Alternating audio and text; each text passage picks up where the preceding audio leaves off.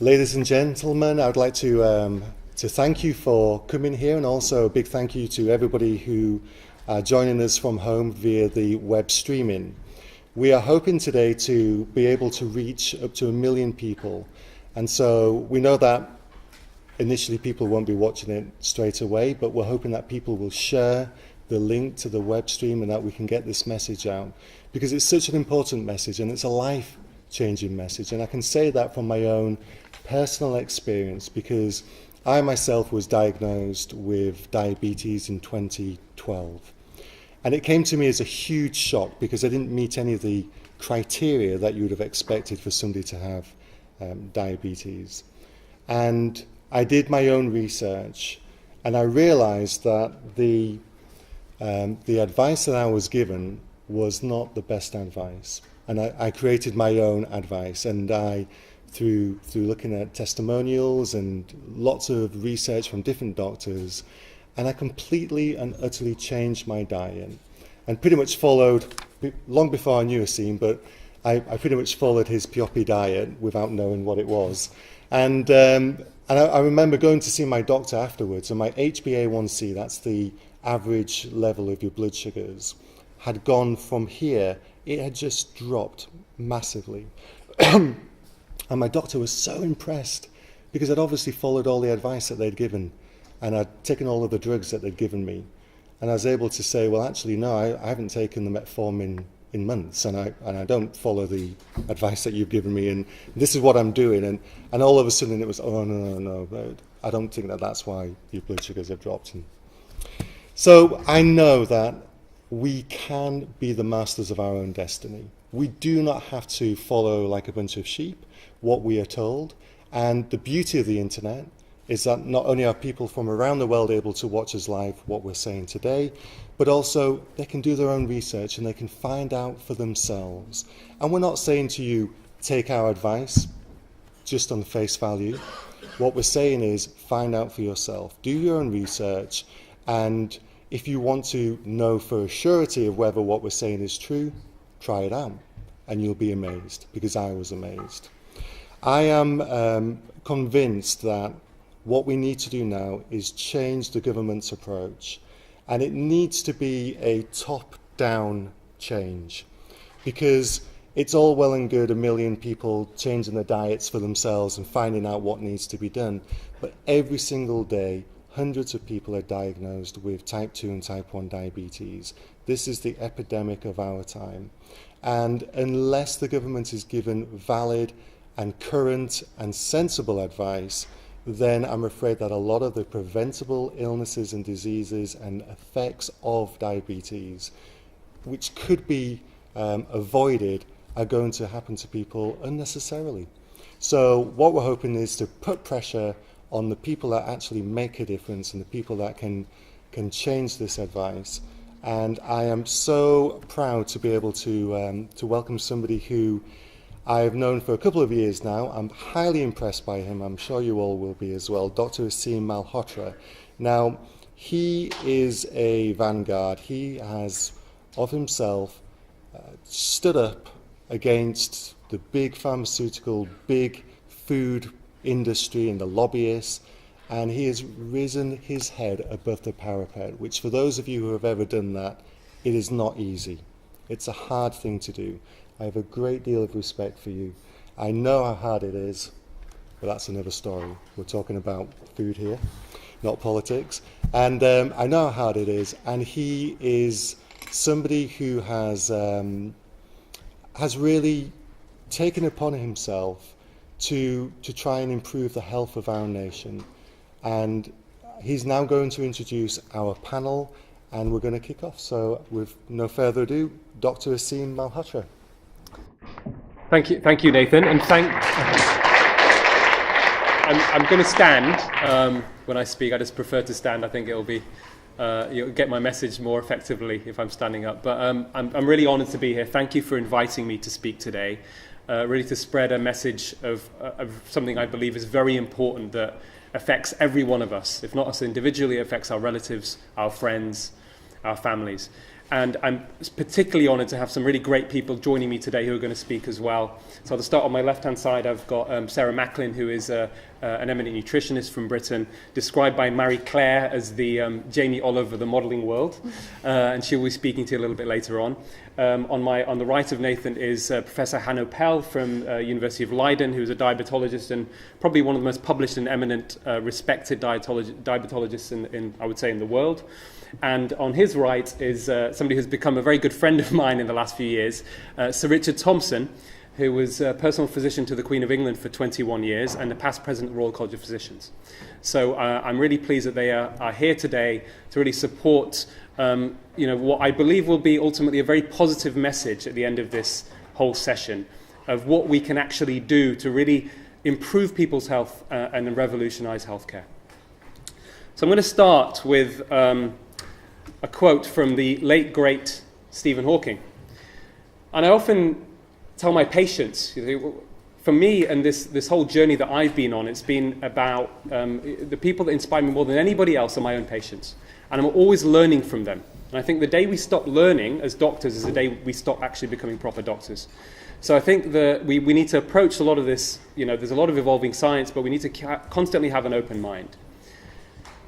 So as a doctor, I wish to practice evidence-based medicine. And this slide shows you what the real components, the most important components of evidence-based medicine are. And that is using our individual clinical expertise, as you can see, the best available clinical evidence. So last but not least, what's most important is patient preferences and values. And it's something I think we don't actually do enough of, and we are neglecting to a huge amount. And through this talk, hopefully that will make a lot more sense to you. And for the very purpose, ultimately, to improve patients' outcomes, to improve their health. So the man who's considered the father of the evidence-based medicine movement, Professor David Sackett, said, half of what you learn in medical school will show to be either dead wrong or out of date within 5 years of your graduation. The trouble is nobody can tell you which half. The most important thing to learn is how to learn on your own. And sadly, I've been a qualified doctor now for almost 17 years. I have slowly and reluctantly come to the conclusion that as it stands now, honest doctors can no longer practice honest medicine. We have a complete healthcare system failure and an epidemic of misinformed doctors and misinformed and harmed patients based upon a number of factors. So these include biased funding of research, so that's research that's funded because it's likely to be profitable, not beneficial for patients, biased reporting in medical journals, biased patient pamphlets, biased reporting in the media, commercial conflicts of interest, and last but not least, medical curricula that fail to teach doctors how to comprehend and communicate health statistics. So let me give you a few examples. So financial conflicts of interest and a culture to do more can often lead to a lot of unnecessary tests and investigations and put that ahead of what's most important to patients. For a minority, greed smothers the conscience. So one US cardiologist was jailed for ordering $19 million worth of unnecessary investigations and procedures. In the United States, they have a fee-for-service model, which incentivizes people to do more, give more treatments and do more investigations because they're paid for it. In the UK, we have something called payment by results, but in reality, although it's not to the same degree as the United States, effectively that's the same sort of thing that's going on. So let me just give you one example here. So I trained as an interventional cardiologist, so essentially having done cardiology, I subspecialized where I was doing, in layman's terms, keyhole heart surgery on patients. And I've done thousands of angiograms where you diagnose people with coronary artery disease from this procedure. But also we do something called stents. Now, many of you may know of stents. Essentially, it's a procedure where we unblock people's arteries by passing a tube into the arteries and inflating a balloon and deploying a small metal scaffold. But the reality is that although it's life-saving for people having a heart attack, and I'll tell you exactly how life-saving that is later, for people who are not having a heart attack, people who have stable heart disease, it does not prevent heart attacks or prolong life, and we have very good extensive evidence for many, many years that it doesn't do that. But it's estimated in America almost half of all the procedures for stents on many, many patients, costing millions and millions of dollars, actually is carried out is of questionable value, despite this body of evidence. But most importantly, 88% of patients undergoing the procedure thought they were having the procedure for the very purpose which it doesn't benefit them. And when anonymously asked, 43% of cardiologists said they would still go ahead and do the procedure even if they felt it would not benefit the patient. Now, this is not a procedure that doesn't come with harms. So at the end of mid-2013, and then following on several months later, I wrote 2 consecutive editorials by coincidence. The first one was in the BMJ, called Too Much Angioplasty, and the second one was in JAMA Internal Medicine. And the first article I wrote was actually pegged on the fact that I was emphasizing this level of misinformation actually no one is immune to. In fact, it probably, in this case, went all the way up to the former president of the United States, George Bush. So it was widely reported in America that George Bush received a stent for heart disease. However, apparently he had been cycling 100 miles a week before. There was no report that he'd had a heart attack. And as far as we know, he just went for a routine check under his cardiologist and ended up with a heart stent. And my guess is this, that ex-President Bush probably wasn't told it wasn't going to prevent him having a heart attack or prolong his life. So I basically wrote an editorial saying that actually we need to be more explicit with patients and emphasize the importance of lifestyle changes and medications that can help prevent heart attacks. But certainly this procedure, there isn't fully informed consent, because the actual procedure itself does carry a risk, a 1% risk of having a heart attack, stroke or death. And in my career, I've seen patients that unfortunately have suffered a complication that couldn't be predicted, where they've either had a stroke on the table or they've died. And I thought to myself, wow, this patient's symptoms weren't that severe, yet if they'd probably been left alone and hadn't had the procedure, they would still be alive today. Or they may have changed the decision-making process about, if they were informed about the actual true benefits of the procedure, they may have changed their mind, not had it done, and still be alive. So, I emphasize that we should actually make this mandatory in the consent form to protect patients from these unnecessary harms. And the second editorial on JAMA Internal Medicine was really re-emphasizing that. It was press released and picked up by BBC News. And interestingly, the chairman of the Academy of Medical Royal Colleges, the body in the UK that represents almost every doctor, agreed with me, said this was a legitimate concern in the press release. The British Cardiovascular Intervention Society, interestingly, run by cardiologists who do heart stents, their response was they didn't think that changing the consent form was actually the best way to manage this problem, which I thought was very interesting. But clearly there is a bias there. What I didn't predict is several months later, JAMA Internal Medicine then published a paper where they actually gave this scenario to patients, see whether it would change the decision-making process. And it actually did significantly. When patients were told there wasn't a benefit from stenting for stable disease in preventing a heart attack, stroke or death, they changed their decision-making process, reducing the amount of people having a stent by about 25%.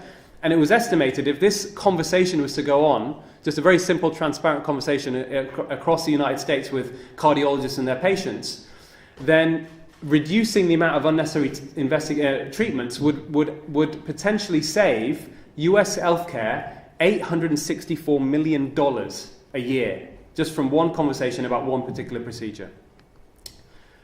Okay, so misunderstanding of health statistics is also a major risk factor for misinformation.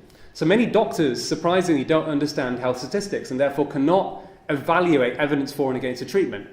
So in one study several years ago of 150 gynecologists, a third did not actually understand the meaning of a 25% risk reduction from mammography screening, so screening for breast cancer. Most of that third believed that if all women were screened, 250 out of 1,000 less would die of breast cancer. But actually, when you look at the data, you'd have to screen 2,000 women to prevent one death from detecting and saving them from breast cancer. So 1 out of 2,000 is actually the actual figure. And a smaller study that was carried out a few years later, despite this awareness, although many of the doctors asked knew about the benefit not being that great, none of them were aware of the harm. So for every one lady that was saved from breast cancer from screening, 10 were harmed by receiving an unnecessary treatment or an operation. So let me just give you a very basic, simple mathematical education on statistics here. And it's not rocket science, and I think this is a crucial part. So there are many ways of actually presenting a benefit: a relative risk or absolute risk, also known as the numbers needed to treat NNT. So if you communicate relative risks, as opposed to NNT or absolute risk, it can actually lead lay people to, and doctors also, to overestimate the benefits of a treatment. So let me give you an example. For people with type 2 diabetes, the published medical literature, tells us that if you take atorvastatin, a cholesterol-lowering drug, 10 milligrams every day for 4 years, there's a 48% relative risk reduction in having a stroke. That sounds quite impressive. You're 48% less likely to have a stroke if you take 10 milligrams of atorvastatin every day for 4 years. But what does that actually mean when you look at the data? Well, it means you reduce the risk of having a stroke from having no treatment, no statin, from 28 in 1,000 to 15 in 1,000, which means there's an absolute risk reduction of 1.3%. So what does that mean for the individual in real terms? The actual way to say to that patient is, if you take atorvastatin 10 milligrams every day for 4 years, there's a 1 in 77 chance that the drug will prevent you having a stroke. Very different to 48% relative risk reduction. Most people do not benefit. The benefits are small, but you may decide that that benefit is good for you, or you may decide it's not. It's very different. Now, mismatched framing in medical journals that we rely on to give us information about benefits and harms of medications has made the situation worse. So if treatment A reduces the risk of developing a disease from 10 to 7 in 1,000, but increases the risk of the harms from 7 to 10 in 1,000, the journal article will present the benefits as a 30% relative risk benefit or reduction, but the harms as 0.3% when they're exactly the same thing. How common is this? Well, one analysis looking at articles, a third of articles, in fact, published in the BMJ, JAMA, and the Lancet between 2004 and 2006, use mismatched framing when presenting information on the benefits of a drug and the harms. It's extraordinary. This is not science. This is marketing. And this asymmetric presentation of, obviously, benefits and harms was going to lead to overtreatment. It's going to exaggerate the benefits of a medication and reduce the risks, or the perceived risks. And by the way, this is all still best case scenario. I'm going to go further deeper into this as well shortly. So don't just take my word for it.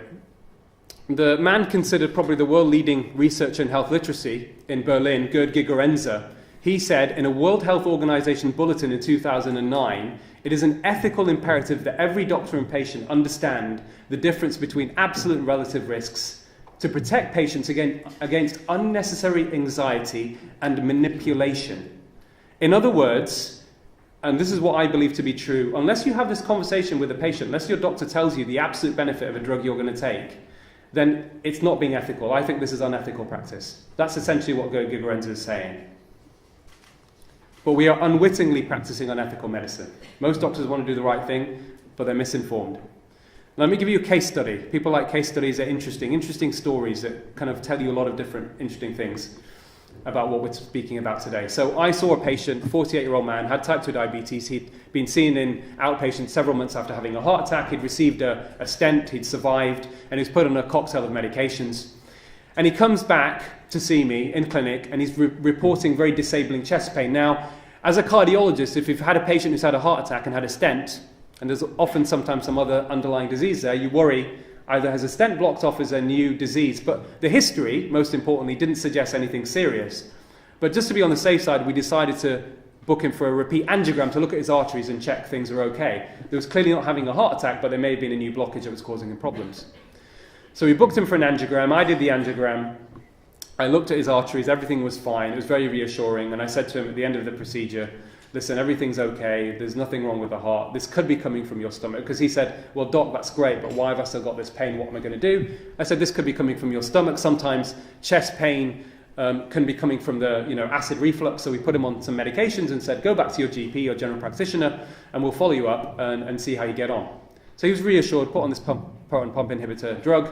He comes back 6 weeks later, arranged to see him, and he said, listen, This pain is still there, it's getting worse. I've also got these other things I didn't mention before. I've also got these muscle aches and I'm feeling fatigued. He was with his wife, who was also very worried because he's now depressed, and she says he's been depressed now for months because of these pains, disabling pains that he's got. I spoke to one of my colleagues and he said, oh, look at his medications, maybe it's something in the medications. Maybe it's a statin. I thought, well, that's interesting. Statin causing these side effects? Okay. So I said to him, listen, we're going to stop your statin for a couple of weeks, go back to your GP and see what happens. Now, what's happened in the meantime is GP has already referred him to a gastroenterologist. So he's now about to go and get because the drug that he took for his so-called chest pain that was thought to be maybe coming from the stomach wasn't helping him. So he's now about to go and have an endoscopy. So an invasive investigation where he's going to have a telescope camera passed into his stomach to look for an ulcer. So this is being organised. I can't see him just because obviously, the way things work, it's a non-urgent case. So, I arranged to see him a few months later, but he turns up uninvited. A week later, he turns up to the clinic, knowing that I'm in clinic, and he knocks on the door and he comes in. And he says, thank you, doctor. After months of misery, I've stopped his statin. My pain has disappeared, but now I'm worried. My GP has said you must never stop your statin or you will die. Okay, now, I want to ask the audience here, does anyone have any idea roughly what his risk of death is? So he's taken a statin, he's had a heart attack, there's evidence based that statins are beneficial in people with heart disease. But what do you think his risk of death is from stopping a statin for 2 weeks? That may have been causing side effects, he's had a heart attack. Any guess here, in terms of percentage figures here? What do you think? 1 in 100, 1 in 50, 1 in 10? Any guesses from the audience? Anyone that hasn't heard me say this before? Go ahead. 0. Okay, 0. Well, maybe you know something I don't. Probably very close to 0. Probably worst case scenario, based upon the published evidence, 1 in 10,000. So this chap's risk of death for stopping a statin for 2 weeks is 1 in 10,000. Yet the GP has said, you must never stop your statin or you could die. Okay, so clearly there's an issue there. Now, in the end of 2013, there was a controversy that started because there was calls that were coming from various quarters of academia suggesting we should expand the use of statin drugs to more people taking it, essentially healthy people, which in effect would reduce the threshold for prescription of statins based upon people's risk factors and ultimately lead to suggesting every person, every adult over the age of 50 should take a statin drug. So John Abramson from Harvard and colleagues did an analysis of data that was already published, by the way, most of it all industry sponsored, to actually see whether there was any benefit in terms of reducing death rates in people at low risk of heart disease. And in the editorial they said that there was no mortality benefit, in other words you will not live 1 day longer from taking a statin, but also he suggested actually we should be concentrating more on lifestyle changes. 80% of heart disease is related to lifestyle, diet, exercise, that kind of thing, smoking reduction. And by coincidence, in the same paper, in the same journal of the BMJ, I also wrote an editorial which was called "Saturated Fat is Not the Major Issue," and that editorial was press released by the BMJ and became a big news story. It was front page of 3 newspapers. It went all around the world, essentially because a cardiologist is coming out and saying, God forbid, saturated fat that we think clogs the arteries actually doesn't clog the arteries at all. The data doesn't support that, and if we should be turning our attention to sugar. But in the same editorial, I also mentioned the fact that we've overprescribed statins to millions of people because there was no benefit for low risk, and the side effects, based upon some observational studies and my own experience, is probably affecting 1 in 5 people. Now, the side effects are unacceptable, essentially, to patients. But there was a backlash a few months later. So this got a lot of attention. The saturated fat was the main story. But a few months later, Professor Sir Rory Collins of Oxford University, considered probably the leading statin researcher in the world, who's done lots of drug trials on statins, he came out and in the front page of the Guardian newspaper in March 2014, several months after the papers were published, he basically called for retraction of both John Abramson's paper. John Abramson said the same thing about side effects that I did, and said that this could cause unnecessary deaths of people stopping their statins from fear-mongering. It's interesting, he said that the serious side effects were very rare, and essentially that these symptoms are very, very rare.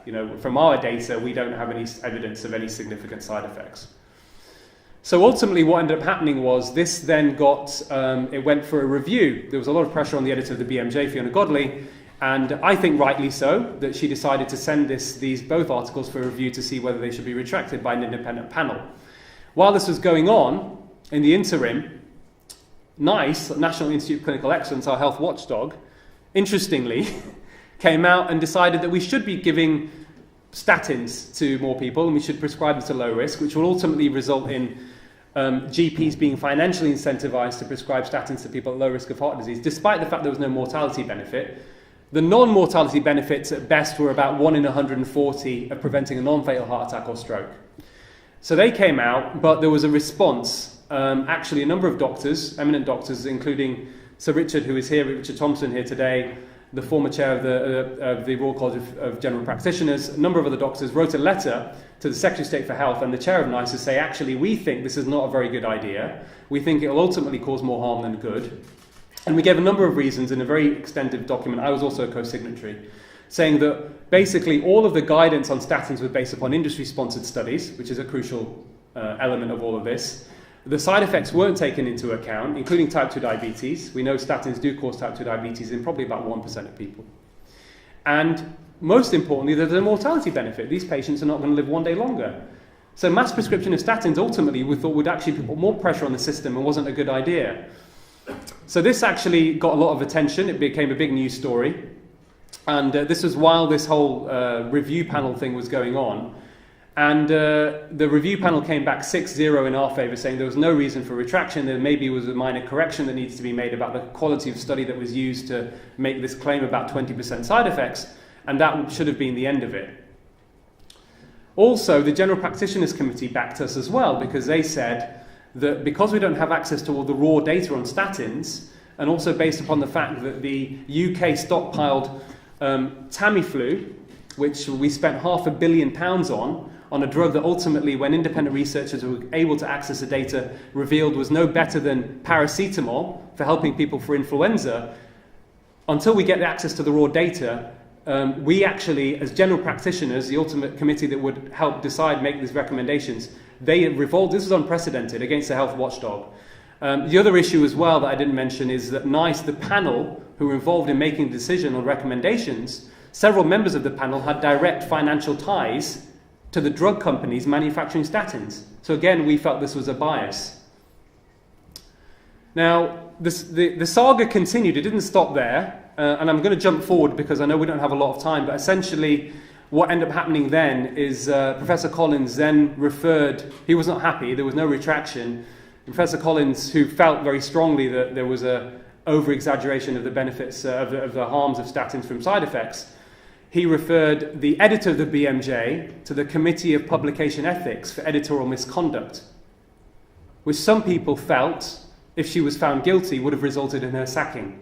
And it may well have done. Luckily, that didn't happen. But after this, The Lancet then published a paper basically suggesting that we've now done a reanalysis with the same researchers who suggested statins are great, including Professor Sir Rory Collins, who's one of the lead authors, to say that actually, no, statins are great, there's no issue of side effects really, it's very little, and overall the benefits outweigh the harms even in low risk. The Sunday Times does an investigation about a month after that was published in The Lancet, so John and God Thomas. And what he found was really interesting, and I think, is certainly puzzling to me. So he mentions Professor Collins' work where they then come to the conclusion maybe 1 in 50, 1 in 100 people may suffer muscle symptoms from statins, although it's reversible, and that's true.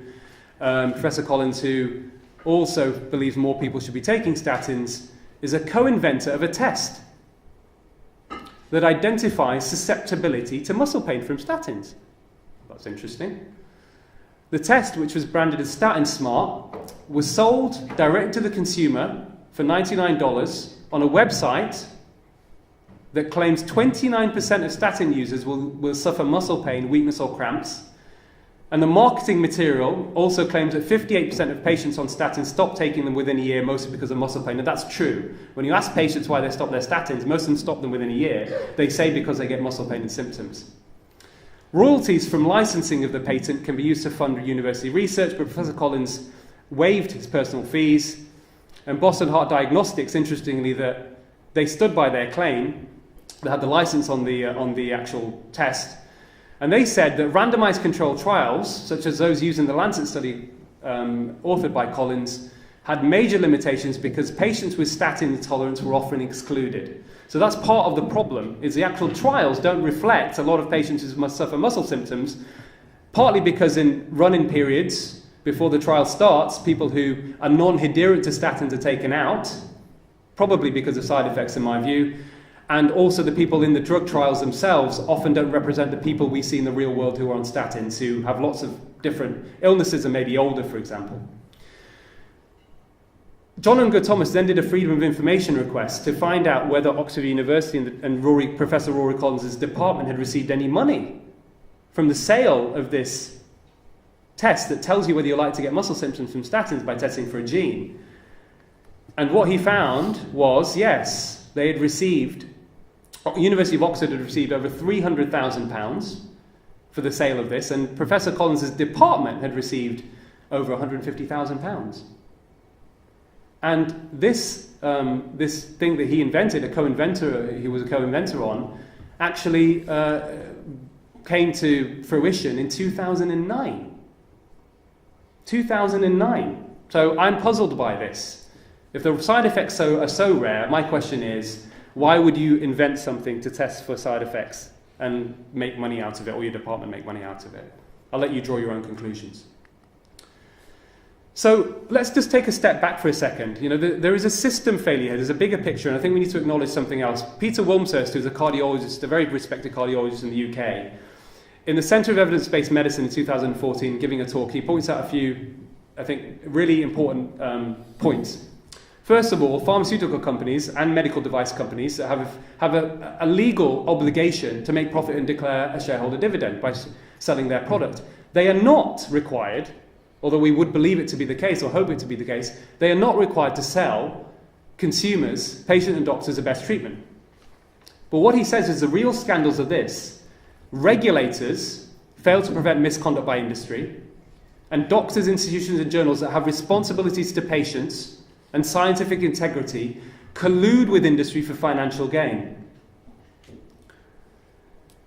Peter Wilmshurst has just submitted evidence I'm going to talk about briefly now to the Science and Technology Committee in the UK, who are investigating research misconduct and scientific integrity. And here are a few key points that gives you a bigger picture issue of why this is a system failure.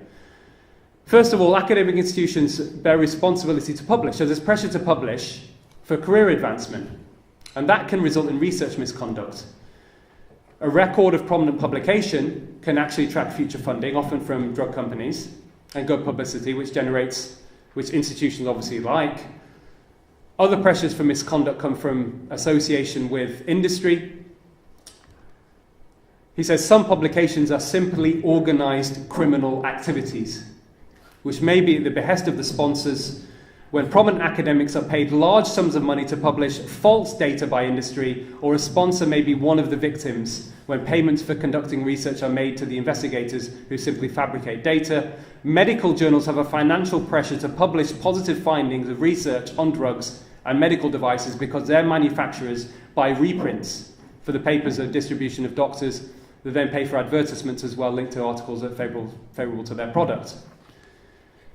So to protect their reputations, academic institutions conceal research misconduct, destroy evidence, and silence whistleblowers. By the way, if you look at the document which is available online, you can find examples of all of this. I'm not going to go through it because I think that would be unfair, but you can find this.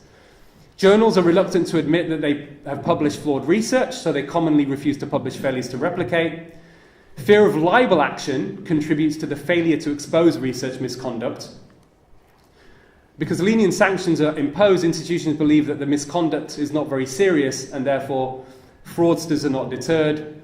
And he says the best way forward really is for criminal action for certain forms of research misconduct, and I agree with him. Now, one example here, one Dutch researcher in 2011 was found guilty for publishing fictitious data on the use of beta blocker drugs for non-cardiac surgery. And he was expelled from his institution. But what was very extraordinary is that his research, many papers were published in very high-impact journals. He influenced European Society of Cardiology guidelines. And this research, it's estimated that it resulted the use of beta blockers where it was an indicator ultimately, when it was found that this data was dodgy. It's estimated that over 8 years, across Europe, this was responsible for 800,000 excess deaths. 800,000 excess deaths. Peter Gosher, co-founder of the Cochrane Collaboration, who's done a lot of work in this area around research misconduct, scientific integrity. He wrote a piece in the BMJ not so long ago. He's written a book about this. Is actually one of the other issues is the fact that there is a lot of problems of major pharmaceutical companies being found guilty for fraud, essentially. In the United States in particular, between 2009 and 2014, there was a total of around $14 billion worth of fines paid for illegal marketing of drugs, hiding data on harms, which involved the majority of the top 10 pharmaceutical companies. But the problem is that there is no incentive for them to stop doing this. There doesn't seem to be anything changing the system. And what he says is that if you commit crime and crime pays, you commit more crime. And that's what they are doing. Let's talk about the innovation crisis. We keep hearing about, we need more innovation, more innovation. Well, what innovation have we had in the last couple of decades? Between 2000 and 2008, of the 667 new drugs approved by the FDA, only 11% of them were found to be truly innovative. Most of the other drugs that have been produced have essentially been copies of old ones at great cost and no extra benefit. And perhaps not surprising when drug companies spend at least twice as much on marketing than they do in research and development. So we're not investing enough in research. We're not going to get new blockbusters, are we? The former editor of the New England Journal of Medicine says it's no longer possible to trust, this is the highest impact medical journal in the world, by the way, says it is no longer possible to trust much of the clinical research that is published or rely on the judgment of trusted physicians or authorities of medical guidelines. I take no pleasure in this conclusion, which I reached slowly and reluctantly over my 2 decades as an editor of the New England Journal of Medicine. That's quite extraordinary. Is she alone as a journal editor? No, she's not. Richard Horton wrote an editorial in 2016, and he said possibly half, according to people that he'd met, senior academics who he said will remain anonymous, possibly half of the published literature may simply be untrue. Because of several recent scandals in British universities, Richard Smith, former editor of the BMJ, also wrote, "Something is rotten in the state of British medicine and has been for a long time." And he refers to speaking at an event with lots of academics where he asked the audience, how many of you are aware of research misconduct taking place in your career in your institution? And he said about a third to a half put their hand up. A third to a half. He said, how many of you reported it? They all put their hand down. Okay, so has overemphasis on drugs. And by the way, just to add another really relevant, important piece of information, Professor John Winidis from Stanford University, a very eminent professor of medicine and statistics, he published a paper recently where he looked at the quality of research that's published in many clinical interventions, published in big medical journals, and of the 60,000 interventions, clinical studies that were published, he said only 7% of them fulfill criteria of actually being high quality and relevant to patients. 7%. So, has overemphasis on medicine detracted from lifestyle? Absolutely. We have a major public health crisis, as many of you know. We hear stories about this constantly now, the obesity epidemic in the UK that's now considered the fat man of Europe. More than 60% of the adult population are overweight or obese. More disturbingly, almost a third of children are in the same category by the time they leave primary school, and the trends are getting worse. Obesity itself costs the NHS, National Health Service, about £5 billion per year. That's expected to increase. But actually, the bigger issue is type 2 diabetes. So the direct and indirect cost of type 2 diabetes in the UK now is about £20 billion per year, both for treatment of diabetes, NHS costs, and also lost productivity, indirect costs due to lost productivity, so to the economy. And that's predicted to hit 40 billion by 2035 if we do nothing. I think the most important thing, we'll talk about some of the dietary controversies shortly, but really the processed food environment is at the heart, the obesogenic environment is at the heart of this problem. It's become almost unavoidable to avoid sugary processed food wherever you go, whether you go to the petrol station, whether it's on the high street, whether it's in gyms and health clubs, For me, and where my journey started, and what I find the biggest scandal, is that we've even allowed our hospitals to become a branding opportunity for the junk food industry. Several years ago, when I started on this campaign, I remember operating on a man in the middle of the night who'd come in with a heart attack. We'd done emergency keyhole heart surgery on him. He did very well, in his 50s, a little bit overweight, smoker. The next morning on my ward round, I'm actually telling him, you know, you need to take these pills, including statins, religiously. I said, you need to stop smoking and you need to eat a healthy diet.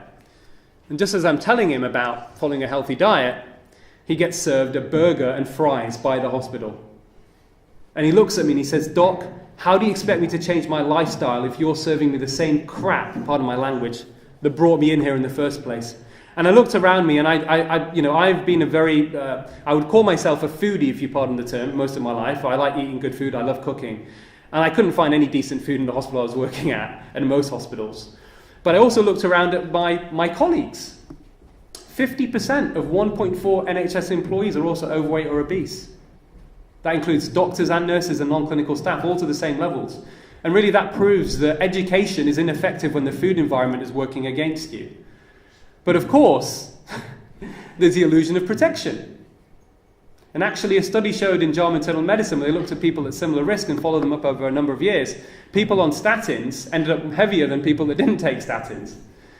And we see that with our patients. But it's not just patients. One professor of cardiology, I won't name, I spoke at a conference with him recently, and he's a very eminent, respected professor of cardiology, and he got up on stage and he said, and I thought this was quite funny, he says, if you come from Aseem Malhotra School of Preventative Medicine, you can prevent heart disease by eating berries and dancing in the woods. It's quite funny, I thought. But then he said seriously, he said, but if you're like me, pointing to himself, and you can't be bothered doing any exercise, you can take a statin. So he believes that. I'm sure other people believe the same. But, get this. For low risk of people with heart disease, we're talking about the majority of people taking statins worldwide, by the way, and it's estimated that probably close to 100 million people taking statins, most of those people are not high risk of heart disease. They're not going to live one day longer from taking a statin. There may be a small benefit in preventing a non-fatal event, but overall it's not going to add a single day to their lifespan. Yet most of them don't know this. So I did this is anecdotal of course, a Twitter survey, and I said, well, to people out there, would you take a statin knowing it's not going to add a day to your life? 92% of them said no, they wouldn't. Where does diet fit into all of this when you look at chronic disease? Well, actually now it's estimated, and this is not a perfect science by any means, but this is pretty extraordinary stuff. Poor diet now contributes to more disease and death globally than physical inactivity, smoking and alcohol combined. So where should we focus on the diet? Well, before we talk about that, and Nathan mentioned this before, and it's really great to hear a politician, it's rare to hear a politician saying we need a top-down, this is not going to happen from even 1 million people who end up watching this, even if we were to sell 1 million books or 20 million books giving this evidence. Ultimately, the food environment's working against you. It's going to be very difficult to exercise healthy choices. So this is Tom Frieden's health impact pyramid, and it basically says that changing the context and making the healthy choice the default choice will have more impact than counselling or education. So it needs regulation, and there are lots of examples of this, not least tobacco. So when you look at cardiovascular disease deaths over the last 3 decades, they've dropped dramatically. The biggest impact, responsible for at least 50% of that decline, has come from smoking cessation. And that happened not from education. Education is important, I don't deny that. But it came from targeting what we call the 3 A's in public health: the availability, the affordability, and the acceptability. One amazing example of this is in 2002 in Helena, Montana, in the United States, when they brought in a public smoking ban. Within 6 months, there was an absolute reduction, not relative, absolute reduction, a 40% reduction in hospital admissions for heart attacks. Within 6 months of a smoking ban. And when the tobacco lobby weighed in and the law was rescinded, the admissions went back to the same levels as before. How can you explain that? Very briefly, passive smoking basically increases platelet activity, makes your blood more clottable. So when you remove the passive smoke out of the environment, people are less likely to have what we call plaque rupture and clots in their arteries that result in heart attacks. And taxation on cigarettes actually was responsible for the biggest decline in smoking, more than anything else. So the effectiveness hierarchy means if you have policy-based interventions, it will be more effective because it will reach more parts of the population and it's not dependent on a sustained individual response. So sugar has got a lot of attention recently. I've been somebody that has, as part of a group of people, I've been campaigning on this issue for a long time. But why should we pick on sugar? Well, it was 1972 that British physician and nutritionist John Yudkin wrote a book called Pure, White and Deadly. And he said, in the 50s and 60s, he looked at data and did research, and he said sugar was a major issue and we should target sugar. The reason that this came about is because heart disease deaths were increasing from 1920, peaking in around 1960. And there was a concern about what was happening. Why was this, what was the cause of this increase? So John Yudkin said it was sugar, and sadly, he was hung out to dry because another researcher, Ansel Keys in America, felt that saturated fat was a major problem, and his message was taken, and the sugar industry basically did whatever they could to discredit John Yudkin, even using various methods he talks about to impede his work, interfered with his research and publication. Ansel Keys, it's reported, actually, essentially called out Yudkin's work as being fraudulent. I mean, it was really quite extraordinary what happened to Yudkin. He was on his own, and he was hung out to dry, and he died in 1995, and his warnings were no longer taken seriously until this man comes along, Professor Robert Lustig, Professor of Pediatric Endocrinology in the University of California, San Francisco, and he publishes an editorial in Nature basically saying that sugar is the problem, sugar is toxic, sugar has become unavoidable. From his data, it's responsible for metabolic disease. Type 2 diabetes is clearly linked to obesity. And he did a YouTube lecture as well, which has now got 6 million views, which is quite extraordinary.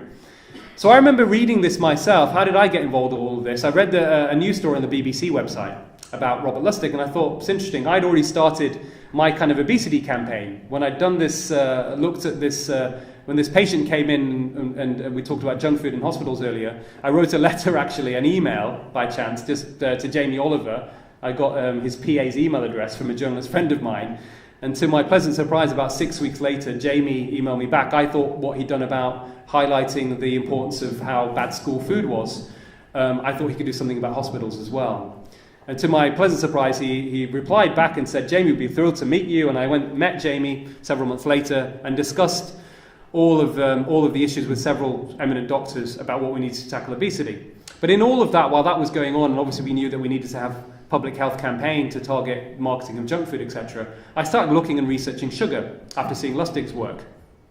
And essentially, I learned a few things myself. As a doctor, as a cardiologist, it may surprise you, but in medicine, we don't get taught anything. I don't remember very little about nutrition in medical school, hardly anything. So first of all, I found out, well, actually, added sugar, you don't require any carbohydrate for energy from sugar at all. It's not required. And studies had started to show that sugary drinks were linked to weight gain and obesity. And the other thing that had been sort of neglected and hadn't got enough publicity was the fact that the most common cause of chronic pain and hospital admissions in young children in the UK is tooth decay. And the single biggest factor, maybe the only factor causing that, the only thing that you ingest that directly erodes teeth enamel is sugar. So, the common wisdom is that, had been that a calorie is a calorie and sugar is just empty calories. And But what we know actually is that when you look at the data, excess consumption of sugar promotes something called insulin resistance, which is the number one risk factor for heart attack. And 66% of people admitted to hospital now fulfill criteria of something called metabolic syndrome, which is essentially insulin resistance, which is linked to sugar consumption and excess refined carbohydrates. And that basically is any three of the five there, of high blood pressure, high triglycerides in the blood, low HDL, which is good cholesterol, and increased waist circumference. And to put this in perspective, and this is a slightly crude slide, and this is why I also say there's no such thing as a healthy weight, up to 40% of people with a normal body mass index will actually have metabolic abnormalities linked to metabolic syndrome. And so it's not about obesity. Obesity is actually, it's a major problem, but it's a marker of a much bigger problem. So we should be focusing on metabolic syndrome, which is where all the health issues and concerns and the costs come. And that includes pre-diabetes and type 2 diabetes also. So what does Coca-Cola say? Well, they say they want to get involved in helping us solve the obesity crisis. They say beating obesity will take action by all of us based upon one common sense fact: all calories count, no matter where they come from, including Coca-Cola and everything else with calories. That's the fiction. The science tells us that all calories are not the same. I don't think anybody here in their right mind would think that getting a calorie from foods fibrous versus protein versus fat versus fructose has the same metabolic effect on the body. Of course it doesn't. Different nutritional value, different metabolic effects on the body. And this is probably one of the most key studies that I've cited several times in stuff I've published. And basically, this was carried out by Stanford researchers looking at what in the food environment predicts type 2 diabetes in the population. And they looked at 175 countries worldwide, and what they found, for every excess 150 calories that was available for consumption that came from sugar versus fat or protein, there was an 11-fold increase in the prevalence of type 2 diabetes. But crucially, this was independent of body mass index and independent of physical activity. So in other words, a way to interpret that is, even if you're a normal body mass index and you exercise, but you consume too much sugar, you're increasing your risk of getting type 2 diabetes, which is pretty extraordinary. And later on, I wrote a piece called "You Can't Outrun a Bad Diet," which was also based upon this research here.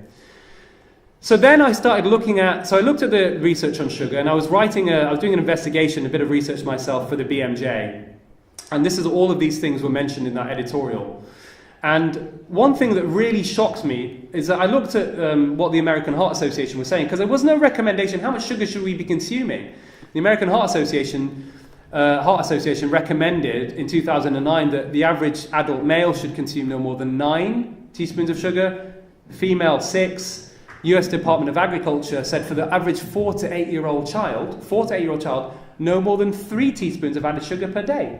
Now I've put this slide up because this is really, I still think, is extraordinary. So this is labeling across Europe, in the UK and across Europe, about how much sugar you should consume. It's a bit blurry, but essentially it says that, shows a typical can of Coca-Cola, which has, about 9 teaspoons of sugar in it. And according to this labeling, it basically says this represents 39% of your guideline daily amount of sugar consumption.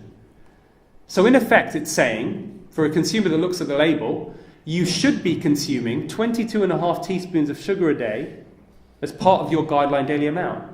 That's really extraordinary. So I thought, hold on, there's a bit of a disconnect here. The American Heart Association is saying 6 teaspoons or 9 for a male, and the labeling's saying, and the limit they're saying this, the labelling's telling us to consume 22.5 teaspoons of sugar a day. Incidentally, we know that the average consumer across Europe is consuming close to that anyway, so they are following the advice on sugar, on added sugar.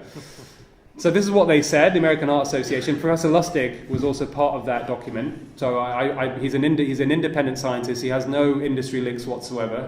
I respect him for his scientific integrity, very much so. And this is what they said. So what does the food industry do? The other thing I looked into this, I found basically in my investigation that the food industry had influenced the guidelines on sugar. But what they've done for years is they've said that it's about personal responsibility. That's the cause of the unhealthy diet. We're actually irresponsible. The nation is getting fatter because we're all greedy sloths, essentially. They raise fears that any intervention, like taxation, for example, banning junk food advertising, usurps personal freedoms. But we have to remember the greatest public health successes that have happened, whether it's safe drinking water, seatbelts in cars, smoke-free buildings, have all happened because of regulation. And there's another myth out there. We have this aging population, yes. We've added about 30 years to our lifespan since 1900. 30 years. 25 of those years have not come because of personal responsibility. They've come because of regulation, because of these interventions here. Of course, medical treatments have had an impact as well, but that's mainly from antibiotics for infections and acute treatments as well. What else they do? Well, and many of my colleagues and friends have been victims of this, and it's still ongoing, is that anyone that really suggests there should be regulation gets attacked. So they call us leaders of the nanny state, food fascists. They say that what we talk about, the sugar being a problem, that we are peddling junk science. So this is a very common part of the corporate playbook. And Kelly Brownell professor of public policy in the United States, has written a very amazing, really an inspirational paper on this, which is called "Big Tobacco Played Dirty and Millions Died, How Similar is Big Food?" And just to put this in perspective, well, so the other thing as well to mention is that they emphasize physical activity over diet. Now, I'm very passionate about exercise, almost obsessively from a personal perspective. I've got a bias. You know, I have played a lot of sports. I've captained sports teams at school and university. I go for walks every day. I go to the gym every so often. So I'm very active because I enjoy it. I know it's good for my health. But one thing that's very clear when you look at the data, when it comes to obesity, there's almost no link whatsoever between exercise and weight gain. It's all diet. That doesn't mean you shouldn't exercise. You shouldn't be sedentary. Of course you shouldn't be sedentary. But actually that benefit is for everybody. It doesn't matter your age and size. But when it comes to the obesity epidemic specifically, all of it is diet, diet, diet. But this is what they do. For a long time, a lot of people believed it's because of lack of exercise. And let's learn from history. It took 50 years from the first links published in the British Medical Journal suggesting there was a link between smoking and lung cancer before we actually had any effective regulation, because the corporate playbook of big tobacco, they successfully adopted the strategy of planting doubt, denial, confusing the public, and even buying the loyalty of scientists.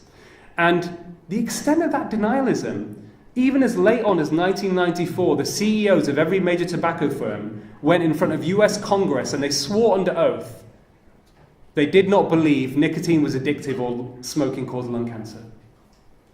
That's the extent of that denialism.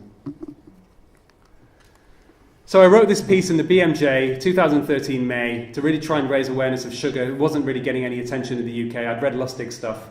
I wrote about this and saying the dietary advice needs to change. We are recommending too much sugar to people. There's a big problem of sugar consumption across the board. Most processed foods have added sugar. It got press released, and I ended up going on BBC Breakfast and spoke to Susanna Reid and Bill Turnbull, primetime slot. It got picked up in some newspapers, the LA Times as well. And I discussed this, and interestingly, Bill, at the end of it, turned to the camera and he said, we should emphasize that we did ask 10 different companies or organizations associated with carbonated beverages, supermarkets, sugar manufacturers, to discuss this with Dr. Malhotra. All of them were unavailable. I was very disappointed. Right, so moving on, lots of things happened. I got contacted by various scientists. I helped form an organization called Action on Sugar. We then decided there needed to be a real big public campaign, and doctors needed to get on board to say sugar was the major problem. And we launched a campaign at the beginning of 2014. I was a science director and one of the founding members of Action on Sugar, and it made headlines, a pleasant surprise. The Daily Mail, who many people would consider a newspaper that is right of centre, saying sugar is a new tobacco and really supporting our calls for regulation, which was really quite extraordinary. It became a very big story. It became a world news story, in fact. And we made great progress initially for the first few days, yet then the empire struck back. So Andrew Lansley is the former Secretary of State for Health, and he got up in Parliament because we had some support, actually. We had political support. Keith Vaz, who's chair of the All-Party Diabetes Group, actually came out and made an early day motion calling on MPs to sign up to say, we support Dr. Malhotra and his colleagues in Action on Sugar, that there should be a campaign to reduce sugar consumption in the population. Mr. Lansley got up 2 days later in Parliament and he said this. He said, he dismissed this early day motion and he talked about the sugar new tobacco. He said, the analogy between sugar and tobacco is not appropriate. Sugar is essential to food. I thought this is interesting. So I saw this, and then I wrote a piece in The Observer a few days later, which got a lot of attention. It was called, basically, this is an excerpt from this, sugar is public enemy number one in the Western diet. So I wrote about Mr. Lansley. He attempted to rubbish respected public health professor Simon Capel's statement that sugar is a new tobacco. It was in the press release. Lansley then compounded his errors by ignorantly asserting in the House that sugar is essential to food. It is not. He would have been more accurate in saying sugar is essential to food industry profits and lining the pockets of its co-opted partners. Lansley was a paid director of marketing company Profero to the end of 2009. Profero's clients have included Pepsi, Mars, Pizza Hut and Diego's Guinness. We didn't hear from Mr. Lansley again. Then, again, to our surprise, Dispatches and the Sunday Times did an investigation. Maybe I shouldn't have been surprised. I didn't know about this. When I wrote the piece in the BMJ, I called on the Scientific Advisory Committee on Nutrition to change the guidance. And then an investigation by dispatches found that several members of the actual committee that decide on dietary advice in the UK had direct financial ties to confectionery giants. Ultimately, what happened, which was a really great result, the World Health Organization very shortly later came out with revised guidance and said that the maximum consumption of sugar, ideally for the average adult, should be no more than 6 teaspoons a day, which is great. And we got a meeting with Jeremy Hunt, who asked for us for a child obesity plan. And really, we summarized a few things there. Essentially, what I've talked about before about curbing the availability of sugar. And we did say that we should have a sugary drinks tax as well. And we gave this plan to him. As you know, we recently, just last Friday, a tax on sugary drinks, a levy on sugary drinks was introduced in the UK, which I think is a tipping point. And really, I think will be a historical moment. There's no room for complacency to reducing the obesity epidemic. But the other interesting, The Guardian also reported recently, so, the major issue still is processed food, and added sugar is in most processed foods. But ultra-processed foods now constitutes half of the British diet, which even I was really quite shocked by. Half of the British diet is ultra-processed food. And actually, that's the most important issue. I know there are debates about saturated fat, which, looking at the evidence myself, is very clear is not linked to heart disease. But when we think about ultra-processed food, which is actually where a lot of the excess consumption of poor quality food and nutritionally poor food is coming from, what's really interesting is a separate study showed that ultra-processed food was linked to cancer. That was published in the BMJ. And I think this is an interesting slide because a lot of people talk about getting fat consumption down. Fat consumption has pretty much stayed the same. It's gone down slightly probably as a percentage, but it's stayed the same in terms of its amount. But actually, most of the processed food, if you look at this slide, is coming from starch and sugar. It's not coming from fat. Even processed meats is little on there, is a small chunk. So most of the processed food is coming from starch and sugar. And that's where people are really, this is what's driving the type 2 diabetes epidemic. Investment bank, Credit Suisse have even gone as far as to say the best way to tackle the type 2 diabetes epidemic is going to be from taxing sugary food and drinks. And even their analysis suggests that's going to be the best way forward. So what do we do? Where do we go from here? In 2015, I was a lead author on a paper that was signed off by some of the UK's most respected and authoritative doctors, part of the Academy of Medical Royal Colleges, and we've called for a campaign to really reduce the harms of too much medicine in conjunction with the British Medical Journal, because we know that there is a massive problem of overtreatment and too much medicines. And prescribed medications now are estimated by one respected scientist to be the third most common cause of death after heart disease and cancer. In the NHS, Sir Bruce Keir, the former medical director of the NHS, said about 1 in 7 operations and treatments are unnecessary and should never have been carried out in patients. So this campaign was launched and it got a lot of publicity. It was press released. The co-authors include Professor Dame Sue Bailey, who was the chair, now former chair, and even Professor Sir Terence Stevenson, who's chair of the General Medical Council. So we have realised that this is a big problem, and also that we have an ethical responsibility, because if there's a lot of waste going on in the system on treatments and medications that really are not benefiting patients at all and causing harm, then there's a maldistribution of resources, and that's an ethical consideration we have to look into. So we did give some next steps. I think the most important thing, I think for everybody to take away from this, if you are a patient going to see your doctor, I think the most important, we actually put a series of questions that you should put to your doctor. So the first thing is, do I really need this test or procedure? What are the risks? Are there simpler, safer options? And what happens if I do nothing?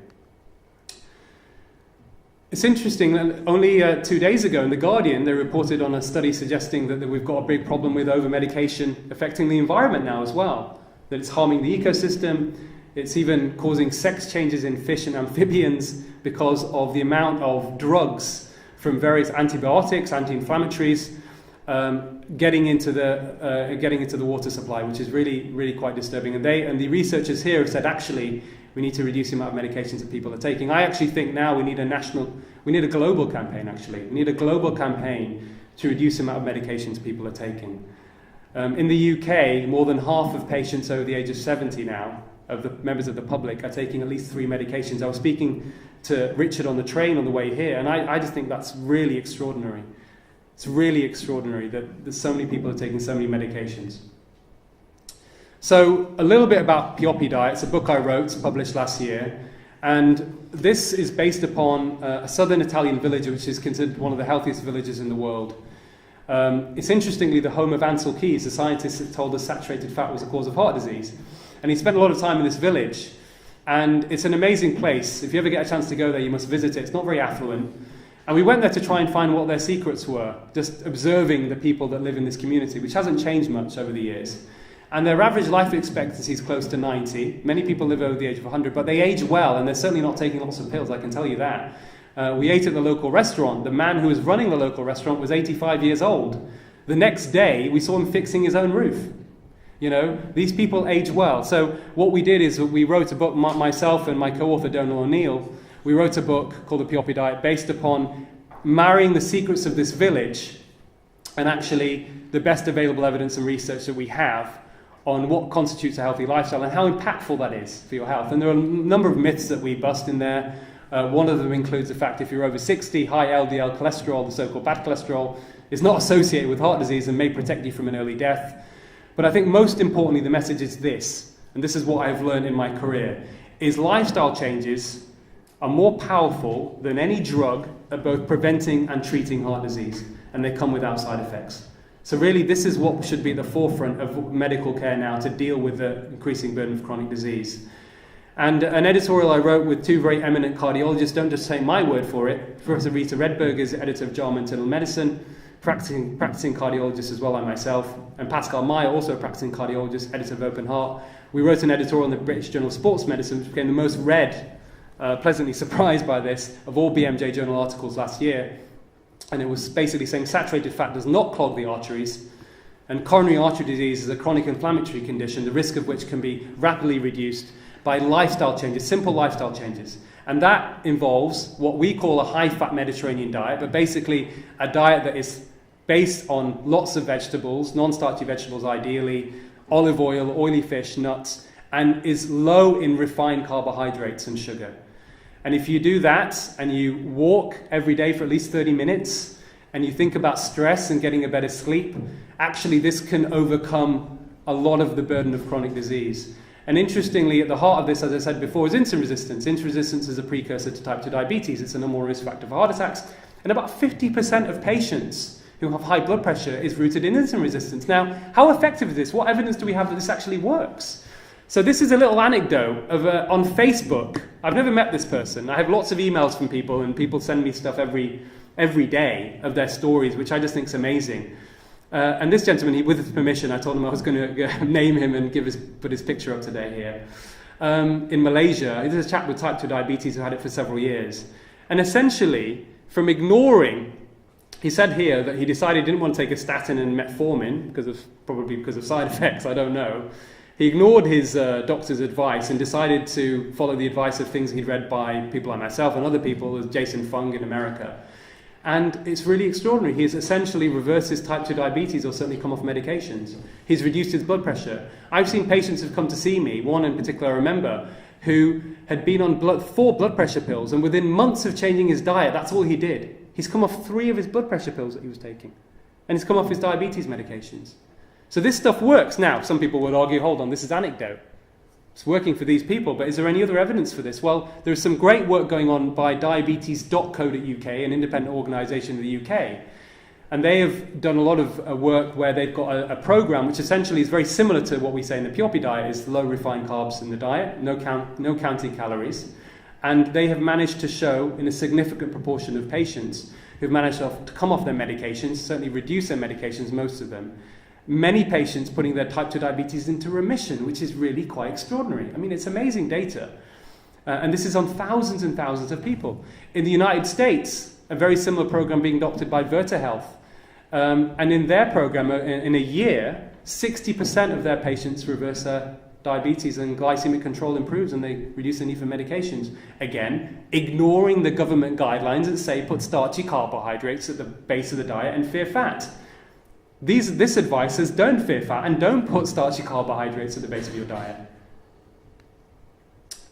So we're getting towards the end now.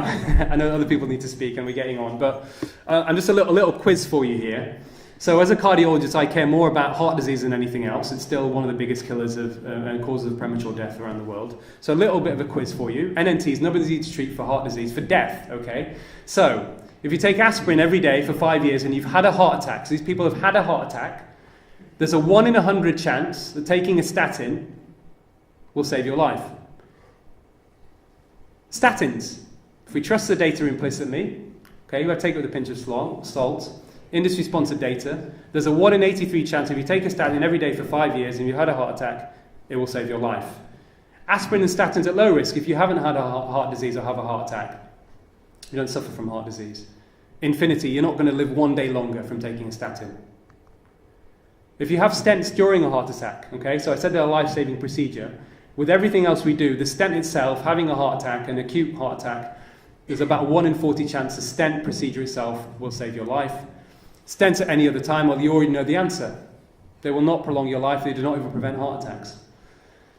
So what's the most effective coronary intervention tool we have based upon published data that we have that's available? Any guesses for people with heart disease? What's the most powerful thing we can do? Mediterranean diet. Now, this is one study, and I admit there are limitations, but still that's very powerful information. That dietary changes, people with heart disease, had such a big impact on mortality, reducing heart disease. But we've sequestered that information, we've held it back. That information is out there, it's very powerful. And in this crisis that we have in healthcare, you know, when everybody in the room knows that a heart stent is not going to prevent a heart attack, but following the Mediterranean diet is the most effective tool we have, then that's when you have real transparency. That's when you have accountability. That's when you have real quality in healthcare. That's when you're practicing evidence-based medicine to help patients. And that's what we need more than anything else. And I would actually argue that holding back this information it's not just the fact that we are using biased information to make clinical decisions that least support patient outcomes and is unethical. I would argue this is an attack on democracy. This is an attack on the principles of democracy. People making everyday decisions on misinformation, on half-truths, that they would change their decision-making process if they were given the full information.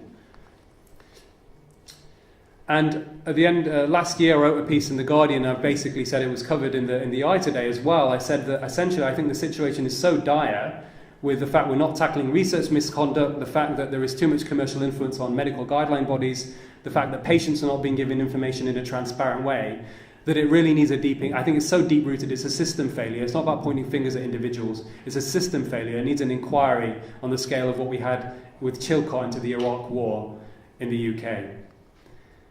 And this is a quote from the second President of the United States, which I love, which is, "The preservation of the means of knowledge is amongst the lowest ranks is of more importance to the public than all the property of all the rich men in the country." And my final slide, perhaps regretfully, the pioneering heart transplant surgeon Christian Barnard said towards the end of his life, "I've saved the lives of 150 people with heart transplantations. If I'd focused on preventive medicine earlier, I would have saved 150 million. It turns out lifestyle is that medicine." Thank you.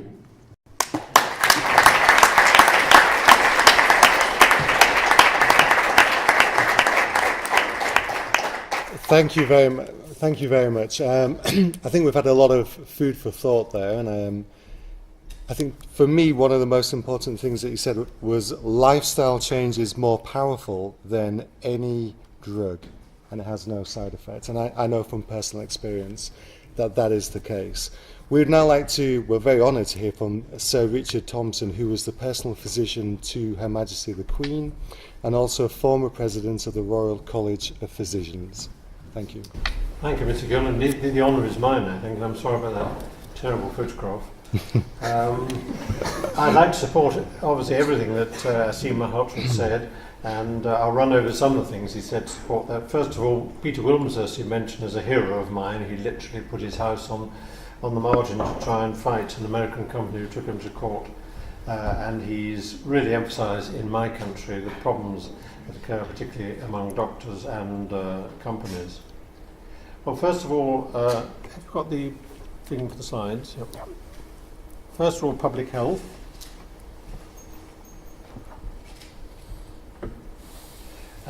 As you know, public health has improved overall our health much more than any doctors have done in terms of improving water supply and diet and things like that.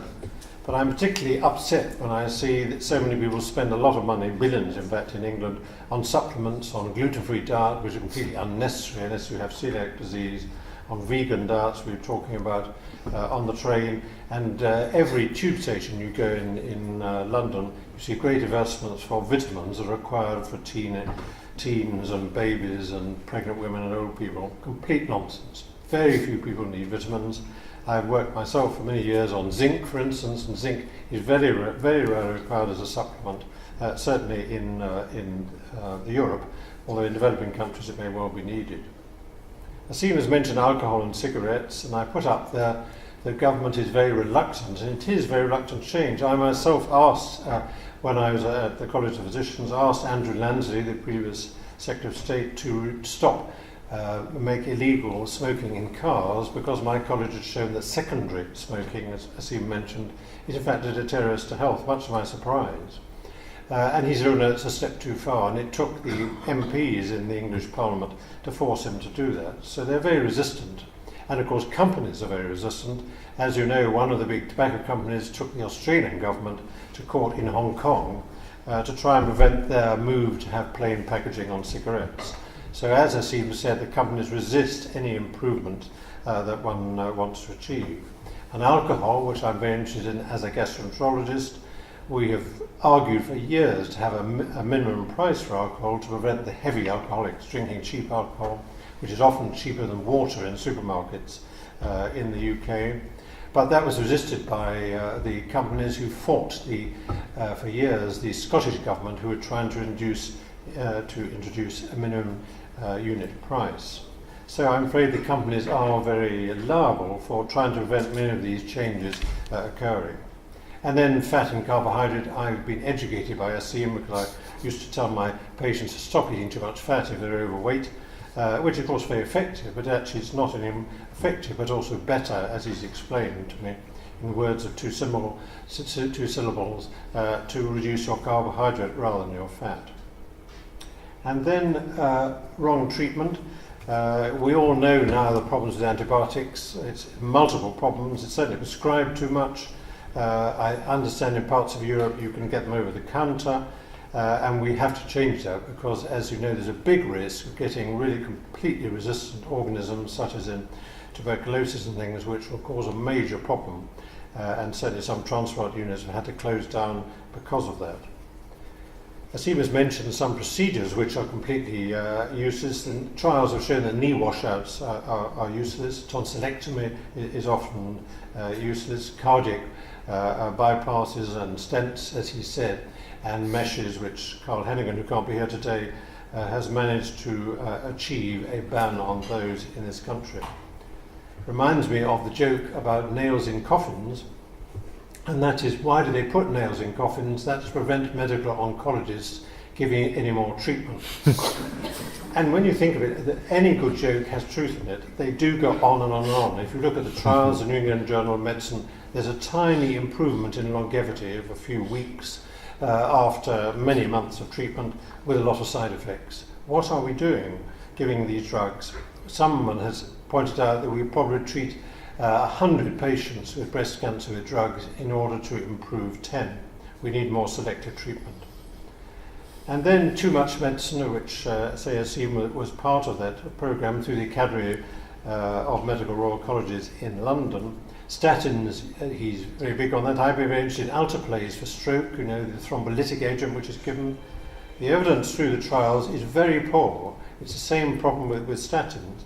And yet when you approach the regulators, as a colleague of mine, Roger Shinton, and in England and myself have done, the medical health, the Committee of Health Medicine and so on, the MHRA as well, when you approach them, they really don't want to do it. They'll set up a sort of working party, but they'll just rubbish everything that we say. It's been very disappointing.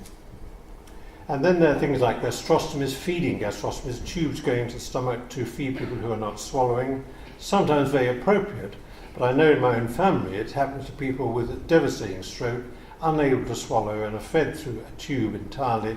You wonder, what are we doing as doctors, or indeed as the public, who have to change this to these people who should be basically allowed to die gently. blood transfusions. I had friends who've been given the last week or two of life with cancer. Why are we doing this? Trying to keep them alive for a few more days. Partly it's financial. Some of these procedures and things are done for financial reasons, both by the doctors and particularly in the States, by the institutions to get more money for their hospitals. But partly I think is because people are not prepared to say too much is going on, we must stop it. And then bad pharma. Some of you will have read Dr. Ben Goldacre's excellent book on bad pharma, which is stuffed with examples of how the big pharmaceutical companies have behaved very badly. Many treatments that are hyped turn out not to be effective. Like Aseem, I talked about to the Oxford Union rather than the Cambridge Union, entitled Profits Before Patients. And they do. In the States particularly, they are basically, I think, very often dishonest. They push the benefits and completely deny the negative side effects, as we've already heard. And they lobby the government, of course, to make sure that regulation, particularly in the States, is limited. In the UK, they're trying to control that and control the prices, but because in the States it's driven by the insurance industry, it's very difficult to do so. And then playing with patents, of course, that is, if a company has a drug and it's running out of the patent period, they then suggest it might be good in children or for some other disease, and they therefore get an extension of their patent. And when the so-called confirmatory trials are done, they're often very limited, as reading on the train, very limited and not repeated in many cases. And of course many trials, even though they're published trials as protocols, turn out not to be, the results are not to be published at all. And I think all negative trials should be published, as I'll say in a moment. But we mustn't forget, just due to negative, that although the things we talk about are humanitarian and benevolent, and here am I perhaps over the average age for 100 years ago, so it's wonderful I'm living longer, but it's very costly because you have to pay pensions all that time, and you have to provide end-of-life care. And the public health doctors thought that by improving care up to the end of life, you would actually cut the costs. You'd have compressed morbidity and mortality. You would only be ill for a shorter time. Sadly, that's not true. And as you know, 90% or more of the cost, average cost of medicine in your life is compressed into the last year. You come in, I think I just read in the British Medical Journal, 5 times on average each year, and the cost of those emergency admissions as a very elderly patient at the end of life is in terms of several billion. So what you really want to know is what we're going to do about it. I have a few thoughts. As Aseem said, more rigorous analysis, the number need to treat an absolute difference is very important. I think doctors particularly, I'm not expecting patients to read the papers in journals, but in fact the doctors should be much more critical looking at the papers and learn to read them. Initially I think at medical school, but also in doctors as well. Aseem mentioned shared decisions, and that's absolutely right. I think patients should discuss more with doctors. Very often they say, what do you want to do? What do you suggest I should do, doctor? But nevertheless, if you mention side effects, a side effect to one person is quite different from a side effect to another. They think some things are more or less important. And the studies have shown, as he said, the amount of procedures carried out are reduced if you have shared decisions. So educate students and doctors, as I said. Tremendous scepticism of treatment. We should start by saying, do we really think this treatment works, rather than let's try it, let's give it. And most people are endlessly defending the treatment that they give. They do everything to prove that treatment is effective, rather than saying the so-called null hypothesis, I don't think it works. What evidence is there that it does work? I'll be really critical of these things. I'm against the idea of fast-track drugs, which has come in with the FDA in the US, but also, I think, proposed in the UK. I think this is very dangerous because you never know when side effects are going to occur until it's been used. I was involved with a drug called Practicol a few years ago, which you won't have heard of, a very good drug for cardiac dysrhythmias. And it was only years later we discovered a minority of patients who got a terrible disease of the bowel, which is fascinating, but no one's shown why it occurred. And that's an extreme example. But if you shove treatment through, it's then not rigorously analysed, well shown to be not effective and well shown to have more side effects. We should limit the lobbying of legislators. There's no doubt that the government ministers are lobbied by alcohol, by tobacco. Indeed, Lord Howe, who was one of the ministers, said it was his job to see them, which I sort of accept, but I think they are much more influenced by pharmaceutical companies and alcohol and tobacco companies than by doctors. I think we should introduce the Sunshine Act in the UK. This is the act in the States where all the doctors have to declare all the money they receive from the pharmaceutical industry, and the industry has to report it, so it's all open. We persuaded the Association of British Pharmaceutical Industry, some differently, but they did agree to make a voluntary register, so they now record everything is on the web, the amount of money they give them to doctors, and the doctors themselves have a voluntary obligation to declare it. Naturally, the 20% who are not declaring it, almost certainly the ones who are getting a lot of money, and we know they do receive a lot. And however much you may think you're clean and white as the driven snow, you are always influenced by this sort of money. I've had money myself from my unit many years ago. There's no doubt that you don't want to change your position. You try and support the ideas and influence that you've had. How are we going to improve the analysis of the papers? I think particularly to the specialist societies, and in my country the colleges as well, they should be the ones who look much more rigorously at what is done and put out guidelines to the members of their society, cardiac society, etc. I think we should be very wary about conflicts of interest in the regulators. The committees have been slightly involved with their role to play. There are clearly many people on the committees who are conflicted. The CEO of the MHRA, in fact, comes from pharmaceutical industry, and so does now the new deputy CMO, the chief medical officer in the UK. They may be absolutely unconflicted, I can't tell, but it's very suspicious when people have this background. Are they really going to go into the business with a clean mind? And I think, as Aseem said, as all drug results should be published, positive as well as negative, and particularly negative. The journals are very unkeen. They in fact should put negative trials more prominently, and the evidence is that negative trials are more likely to be right. We probably won't get onto it, but in fact the pharmaceutical companies, I think, should be influenced by shareholders because they're pension companies and they have huge returns on the stock market.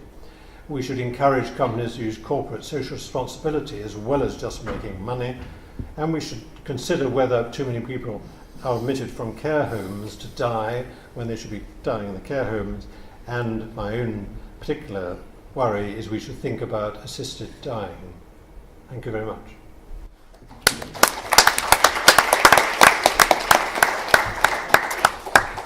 Thank you very much, Sir Richard. We will now hear from Professor Pale, who is an internist, endocrinologist, and Professor of Diabetology at Leiden University.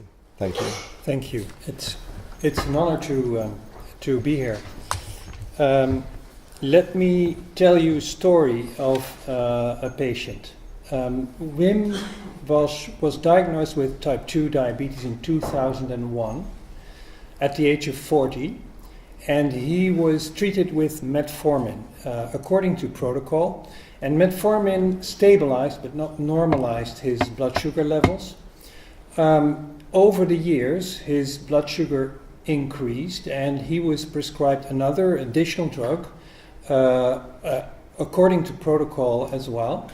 And he also got a drug to control his cholesterol and his blood pressure. Unfortunately, even that was not enough, up until the point in 2014 when he was prescribed insulin to further control his blood glucose levels, which had risen even more. So he started his insulin treatment in 2014. In 2015, he had gained 10 kilograms of weight.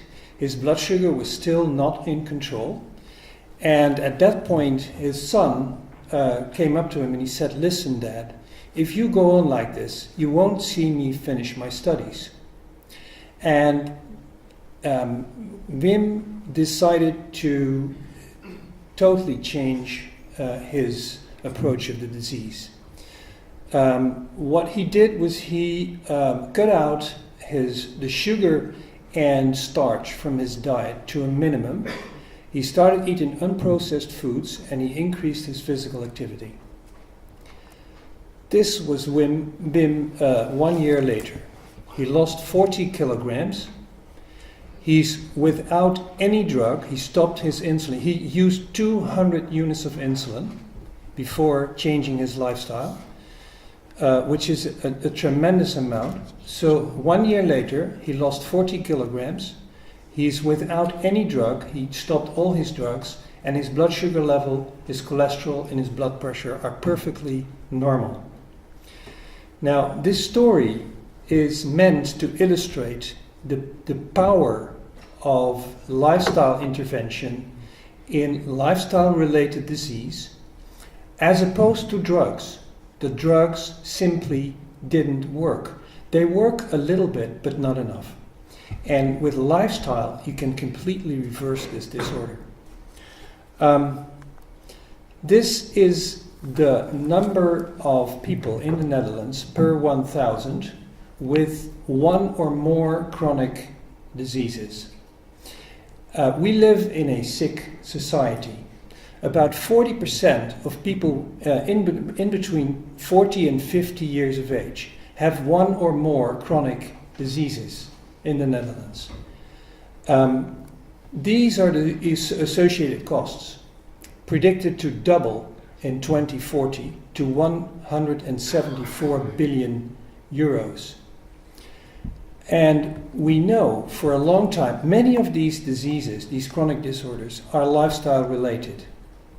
And we know for a long time, this is data from Science in 2002, that the vast majority of these disorders are preventable by lifestyle change. We can prevent people from becoming diabetic, and we can prevent people from getting a heart attack by changing lifestyle.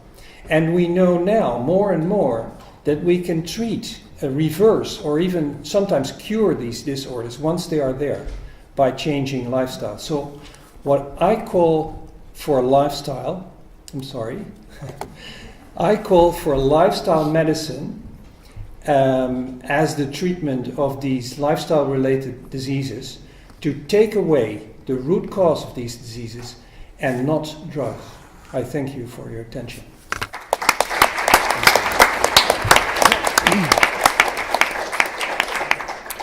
Thank you very much. That was very poignant, really, because I think the reality of that story that you just told strikes home to not only myself, but I think a lot of the people who are here today as well, about the fact that we can be masters of our own destiny, and we don't have to just accept what has happened to ourselves with health issues. We can actually change that. And with that in mind, we're now going to hear from Sarah Macklin, who is a journalist and also a nutritionist. And I think she's going to tell us some very interesting things about nutrition and about what we can eat. Thank you. I feel very privileged to be here to talk regarding nutrition. We all know it's a very modifiable and preventable lifestyle factor that we can have within ourselves to change our health status. My background was originally in fashion, which I saw a very unhealthy nutritional approach, which drove me to study a Bachelor of Science in Human Nutrition. And whilst in university, I was very aware of the outdated guidelines that they're still teaching us regarding nutrition and what we're meant to be consulting to our patients when we see them. And that became very apparent to me when my dad actually got type 2 diabetes a couple of years ago. And I was very interested when he went to go and see a dietitian, what she was going to advise him and what I was then going to advise him. And I don't know how many of you have seen it, but this is the current role model for our health today. And it's called the Eat Well plate, and I like to call it the Eat Bad plate. Because basically the advice is very misleading. It doesn't relate to the current evidence that we know. My dad was based on a very starchy, high carbohydrate diet, even though he had insulin resistance. And we know that obviously starchy carbohydrates increase our glucose metabolism and increase our insulin resistance. And many people with diabetes have an overwhelming intolerance to glucose, and then they put on medication to reverse that.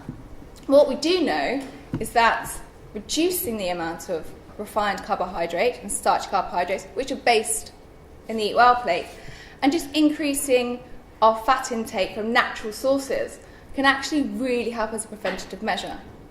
Stuff that Aseem's book's based on, and that Nathan as well has seen. So what we can see from the Eat Well plate is it was actually resized some of the segments in 2016. But majority, 33% of our intake, is meant to be based on starchy carbohydrates. There is probably only potatoes and porridge on that page that isn't processed. Everything else is a processed carbohydrate. And this is the advice that we're giving to people who want to improve their health. This is what they go to as their role model for food. And this is something that I find very hard, that I'm meant to be teaching as a nutritionist, the guidelines that we're given. Also on the other side, we have got lots of vegetables, which are wonderful, but we also have high fructose foods instead of bananas and lots of fruit. And people are advised 5 a day. But we know that most people would opt for fruit over vegetables, high increase in fructose. And we know that raisins and dried fruit, which are also recommended in the guidelines of this Eat Well plate, are incredibly high in fructose and sugar, and also actually have more sugar in and more fructose in than a can of Coke. So again, we've got lots of glucose and lots of fructose, and we know from what Aseem says of how that drives our insulin resistance and how that is actually having a massive impact on our health. So we're having 33% of energy intake in the form of starchy carbohydrates, and a 33% energy intake, a lot from fructose and glucose as well. We then have a section which is quite small, which is the blue section, if you can see, and this is on our calcium-rich foods. They are all advised, every single calcium-rich food, to be low fat. But what do we know is low fat? It's high in sugar. So again, we're advising more sugar to my patients, more low-fat foods. That doesn't increase our satiety. We know that high-fat foods make us want to eat less, therefore we lose weight. They're also much more delicious, in my opinion, than low-fat foods, and I would opt for that any day. And then we have a very small segment, which still to this day surprises me that didn't get changed in 2016, but it's on fats, and it's extra virgin olive oil. And that is recommended to have a very, very, very small part in our diet. But from the evidence that we know how protective extra virgin olive oil can be, and fat and saturated fat, and how this isn't actually the leading crisis of our obesity epidemic, that actually this can help our obesity epidemic and help people with diabetes. But we don't want to be advising this to any of our patients. This segment, until 2016, had cans of Coke in it. And we decided to replace the can of Coke with healthy fats, which was olive oil. So I find that mind-boggling still, that we still, in the corner of our plate, also have crisps and chocolate. It's still on our guide, and this is what we're advising. This whole map here is an increase in insulin resistance, and this is what I believe is driving the obesity epidemic. And this is why we need to re-inform the public and re-inform everybody here to eat real food, unprocessed food, to read the labels. All of these cans that are on here as well are full of sugar. They're full of fructose. And these people don't understand that buying these foods are only going to increase the insulin resistance. And so this is why I believe that we're in the obesity epidemic that we're in right now. 16 billion pounds a year is being related to this role model of the eat bad plate that I like to call it. And I'm only going to touch on this very shortly because Aseem has already mentioned an overwhelming amount of evidence that has shown how a high carbohydrate diet can increase your insulin resistance and how we shouldn't be afraid of fat in any way, shape or form. If we literally increase our high fat foods from natural sources, this isn't fried foods, this is good sources of fat, good sources of dairy, cheese, things that we shouldn't be scared of, we would just naturally decrease our processed carbohydrates and it will become more of a balance within our system.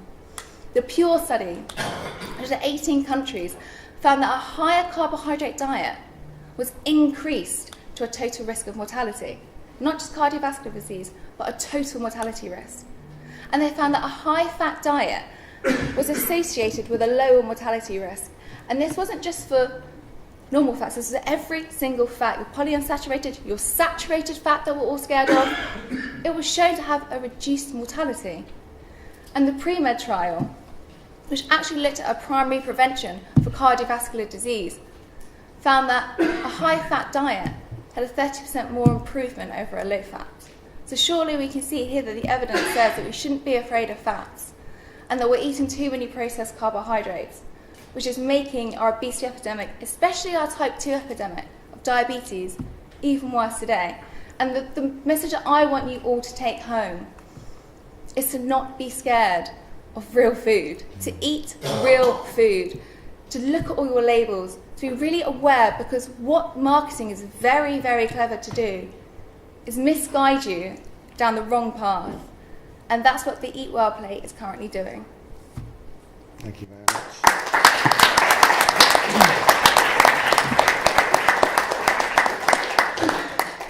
Thank you, Sarah. That was very, very interesting for me, especially because I remember being given a photocopy with that Eat Well or Eat Bad diet on, and I'll touch on that in a few minutes. I just wanted to round up this section very quickly by saying how grateful I am to our panellists for coming quite a long way to speak to us today.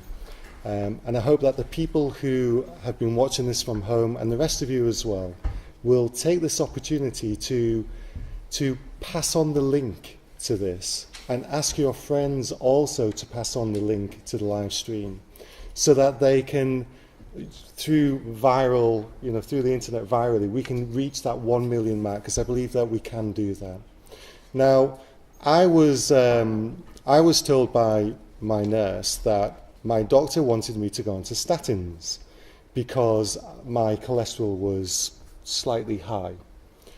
And I said to the nurse, well, show me my statins, and she showed me a readout. And I said, well, are you taking statins? And she said, oh, no, I wouldn't take statins. I said, well, why should I? I said, let me go away for a month, and I'll come back, and I'll get my cholesterol down. And I went away, and I read and studied about what I needed to do through eating healthy food, natural food, unrefined food, legumes, oats, things like that would bring down my cholesterol. And sure enough, I had the blood test, I went back, and oh yeah, you don't need to take statins, you're fine.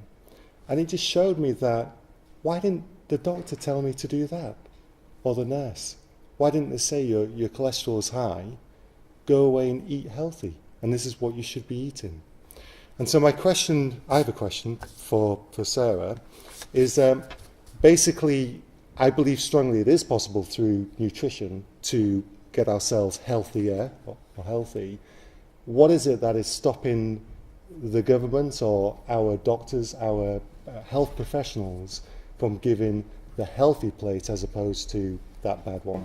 Yeah, I think it's a great question, and it's still one that baffles me, and I still can't 100% answer you, because for common sense and what we know, we should be able to we should be able to inform the public straight away of all these healthy guidelines. But I think doctors, as Aseem said, don't have any nutritional training during their medical school. A lot of doctors are misinformed about nutrition, which is why I think they need to work very closely with nutritionists and dietitians. But also the regulatory boards, such as the AFN, we have ethical guidelines that we have to stick to. And I think it's quite hard when you're taught this in school and you have to conform to it. Otherwise, you're very controversial. But what I know is that that doesn't help my clients that come and see me. And that's very detrimental. And it didn't help my dad. And from him seeing a dietitian to him seeing me, we actually got him off his insulin resistance. Excellent. And got him healthier again. And I think there just needs to be more people speaking up about the current evidence, about the current advice, more of the public also speaking up, having a voice. More of these case studies that are coming forward, that we know that to not be scared of fat and to eat real food. But also I have tried to change the formation of vending machines that are full of sugar foods, and they're in our hospitals, they're in our workplaces. We're surrounded by those 24/7. And where I work, I've actually taken out the vending machine and restocked it full of healthy foods. And I think if we can slowly start helping our obesogenic environment that we are living in, and surrounding ourselves also with more choice of healthy foods, rather than the grab-and-go culture that we're in, that can also help. Excellent, thank you. I would like to just open up for general discussion now to the people who are here. So if anybody has a question for anybody specifically or just to the panel as a whole, then please feel free just to raise your hand and ask a question, and we'll go straight to you. Tony. Firstly, just to say, very impressive, very convincing, and I find what you told me about Sir Rory Collins frankly scandalous. My question is this.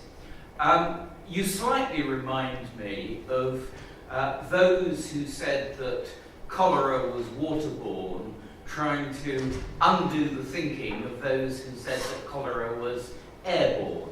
In other words, you are trying to overturn 30 plus years, perhaps rather more, of consensus. And that is always difficult. And my question to you is, when I listened to you, I was convinced by the arguments, but I then thought, in all your solutions, there seemed to be too much of the stick and not enough of the carrot. So my question to you is, how can you transform your solutions in order to encourage and make what I will describe as virtue easier by adding in more carrot rather than emphasising the stick? Very good. Do you want to go? So a few things to be said here. I think it needs a multifaceted approach. At the beginning, I think what was important is, first of all, the acknowledgement that science evolves, things change, information that you may have had 30 years ago may have been incomplete, it may be flawed. And part of the problem why we're not reversing this is basically the science alone is not sufficient. Opposition from vested interests needs to be overcome. So there are a lot of vested interests that profit from the old order. Whether it's low-fat foods or cholesterol-lowering drugs, we're talking about a multi-billion-dollar industry here. And to overturn that overnight is not going to be easy.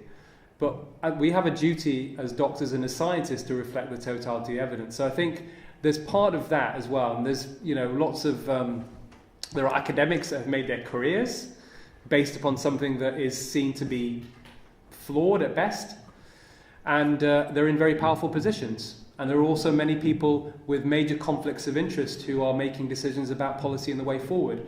So across the system, that needs to change. That needs to be highlighted. There needs to be sunlight on this, because unless there's sunlight and people aren't aware of it, you're not going to change it. But there are lots of things that need to be done. I don't think it's just one thing. I think that you have to absolutely nudge people and educate them. That has to be part of the solution.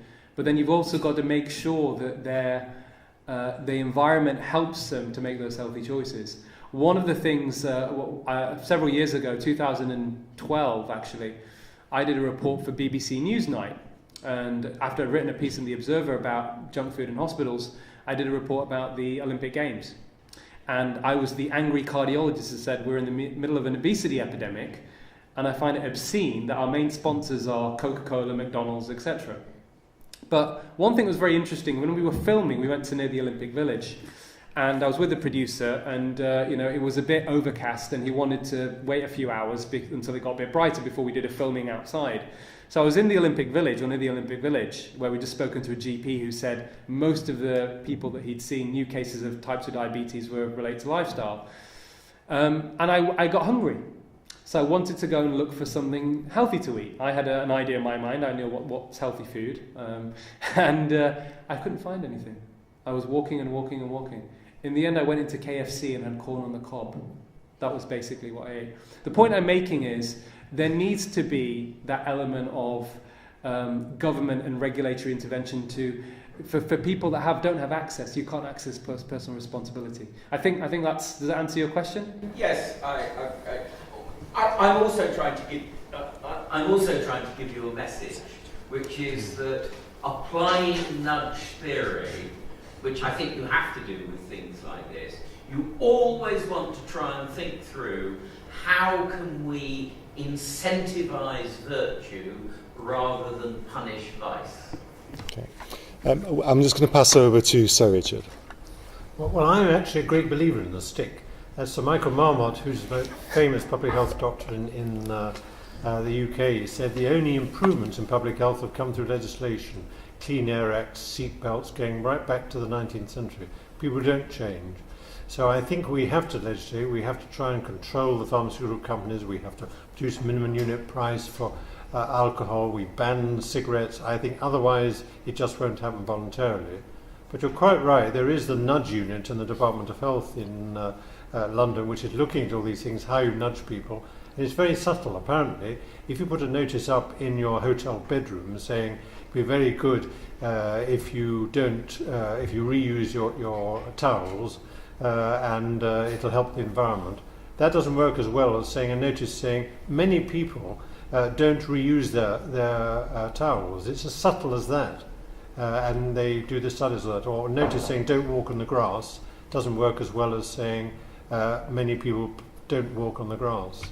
So you're absolutely right, and the science behind nudge is very important. Thank you, very interesting. Did you want to say something? Yes, and I would like to add, as far as food is concerned, we have to realize that, well, at least I believe that we won't induce big changes without regulations either, because we have to realize that the fact that we like sugar is biologically driven. The fact that we like the wrong things actually in our food, it's biologically driven. It has evolutionary roots, very, very strong evolutionary roots. So if we leave this to the market, I'm convinced that we will reach perhaps 10% or 20% of the people, but the masses we won't reach, because it's simply the biological drive to eat all these sugary, sweet things. Yeah, no, I just actually wanted to add with you, unless we impact the sugar companies so high that we put on high tax, that will have to draw them to reduce the amounts of sugar in those foods. That's the only way that we're really going to stop this high sugar environment that we're currently experiencing, is by increasing the tax on the sugar products so highly that the manufacturers have to start decreasing the amount of sugar in their foods. It was a huge surprise to me when I started actually looking at food labels and what was in the food, to realise that there was pretty much sugar or aspartame or some other kind of sweetener in practically every single food. And that isn't fair, really, on people who are trying to eat healthily and people who have busy lifestyles and who want to be able to eat healthy, but so-called healthy foods are just full of sugar or sweeteners. So I believe there's a question over there. Thank you. Yes, I know people that eat well, that have a good lifestyle and still have high cholesterol. Mm-hmm. Is there in some cases, do you say that in that case I would prescribe statins or not? So I could talk about this for a very long time. The first thing to say is high cholesterol itself for the overwhelming majority of people is not a risk factor for heart disease, a significant one. It's very much down the bottom of the list. The statin prescription guidelines, interestingly, are not based upon cholesterol, they're based upon risk profile. So actually, if you're otherwise healthy and you have a high cholesterol, there's a slightly high cholesterol, that's not an indication for statins. What I would say, and the evidence is evolving on this, one of the things I was involved in was original research looking at all the data to see what the association with cholesterol was with heart disease and early death, just at looking at people over the age of 60. There was no association whatsoever, and in fact there was a suggestion of it protected you from early death. And one of the reasons for that is cholesterol is a vital molecule in the body, and it's also involved in the immune system. And it appears that for people over the age of 60, the elderly are more vulnerable to getting infections like pneumonia that might result in their death. It appears high cholesterol is protective for those people. So really, I really think we need to stop fearing cholesterol. There is very strong association, extremely high cholesterol levels, something called familial hyperlipidemia, but even within those, a significant proportion of them who are not treated will have normal lifespans. So I think really we need to forget about this obsession with cholesterol, to be honest. Okay. I actually agree with Aseem. Most of the cholesterol that in our body is made in the body, and not how the small amount that you eat. You haven't got to worry about the diet. And it's used, as he said, to build your membranes in your cells, to make your bile acids and everything.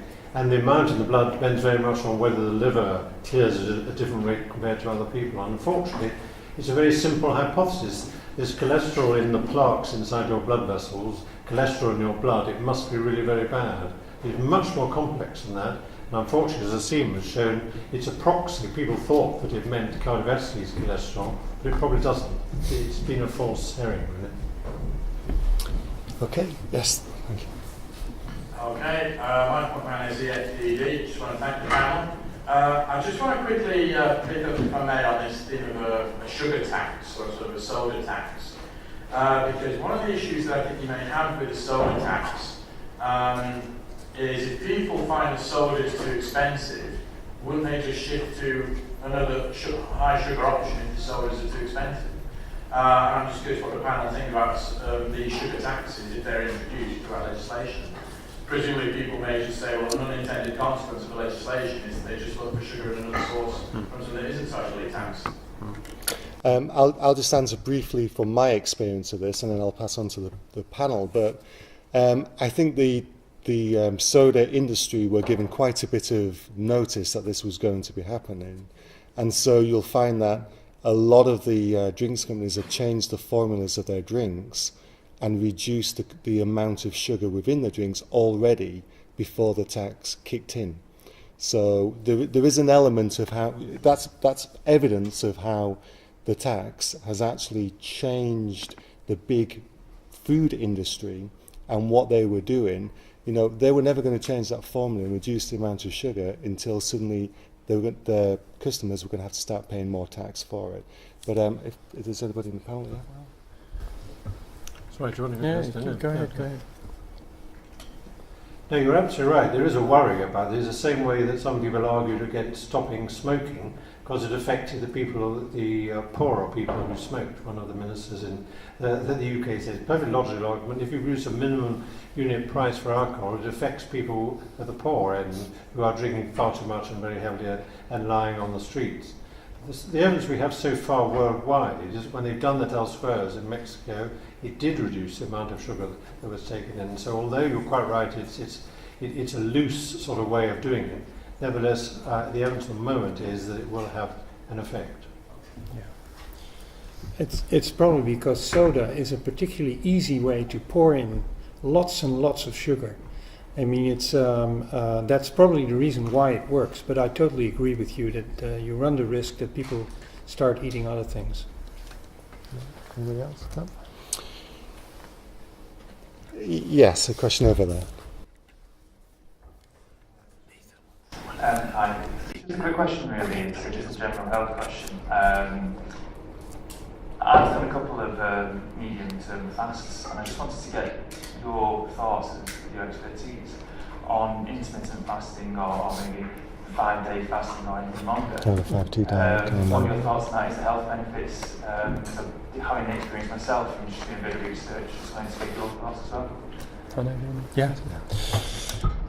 Yes, a very good question. I think there is lots and lots of scientific data in animals that periodic or intermittent fasting is actually very good for health. It extends lifespan virtually without exception, and it prevents the development of diabetes, of vascular disease, and we know more and more about the mechanisms actually that work there, and so there's very few data in humans yet, but I think given the fact that the mechanisms involved, the molecular mechanisms involved, are evolutionary strongly conserved, that I would personally would be very surprised if it wouldn't work in humans.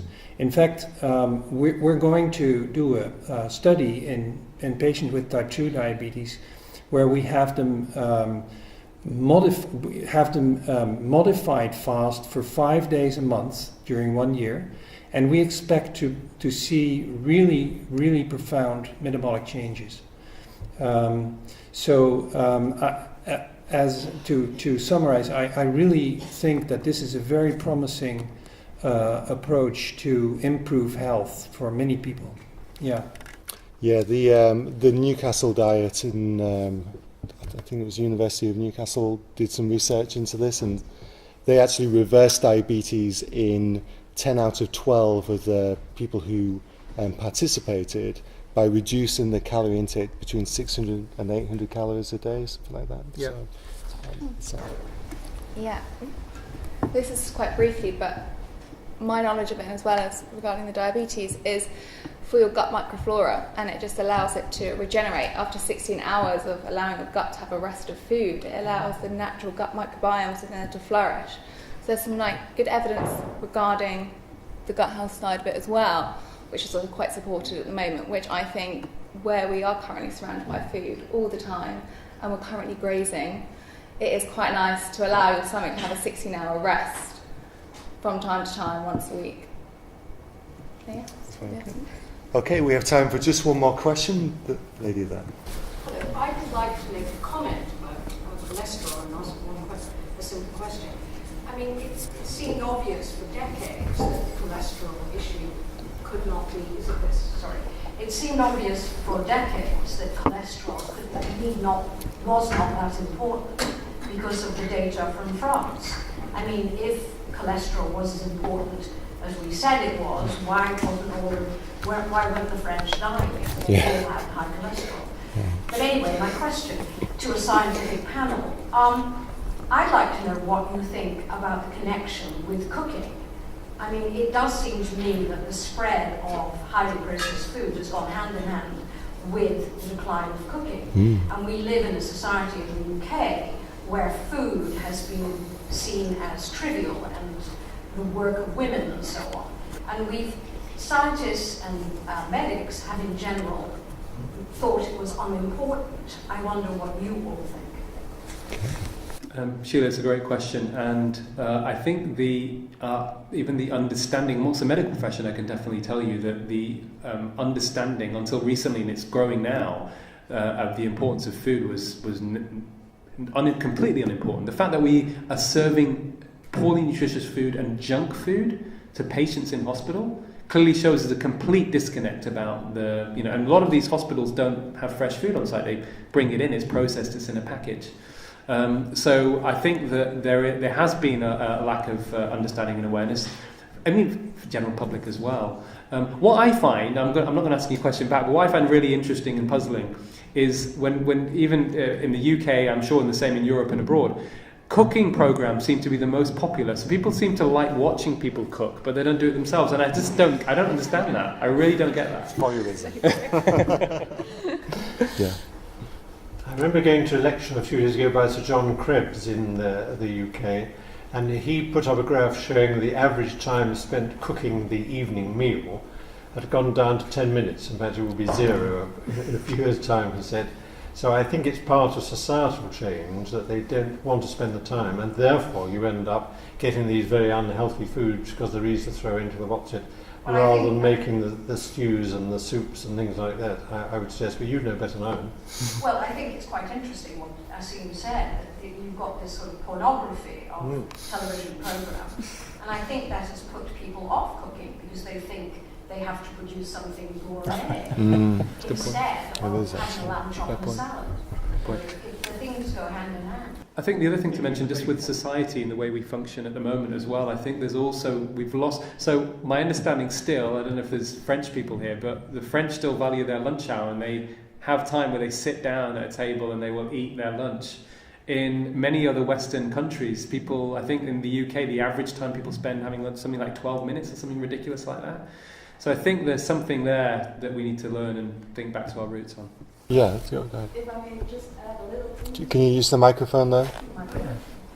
Well, I can't look that way now. But I write cookbooks which with recipes that you can make in only 15 minutes, and it's an increasing success. And you just, everybody loves it. It's you can cook in only 10 minutes really nicely.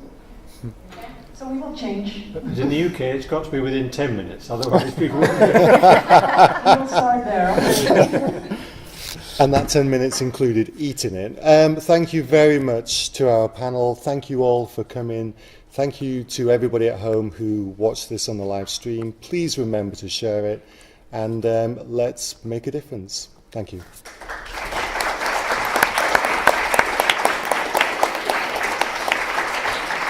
Very good. Thank you all very much. Thank you very much.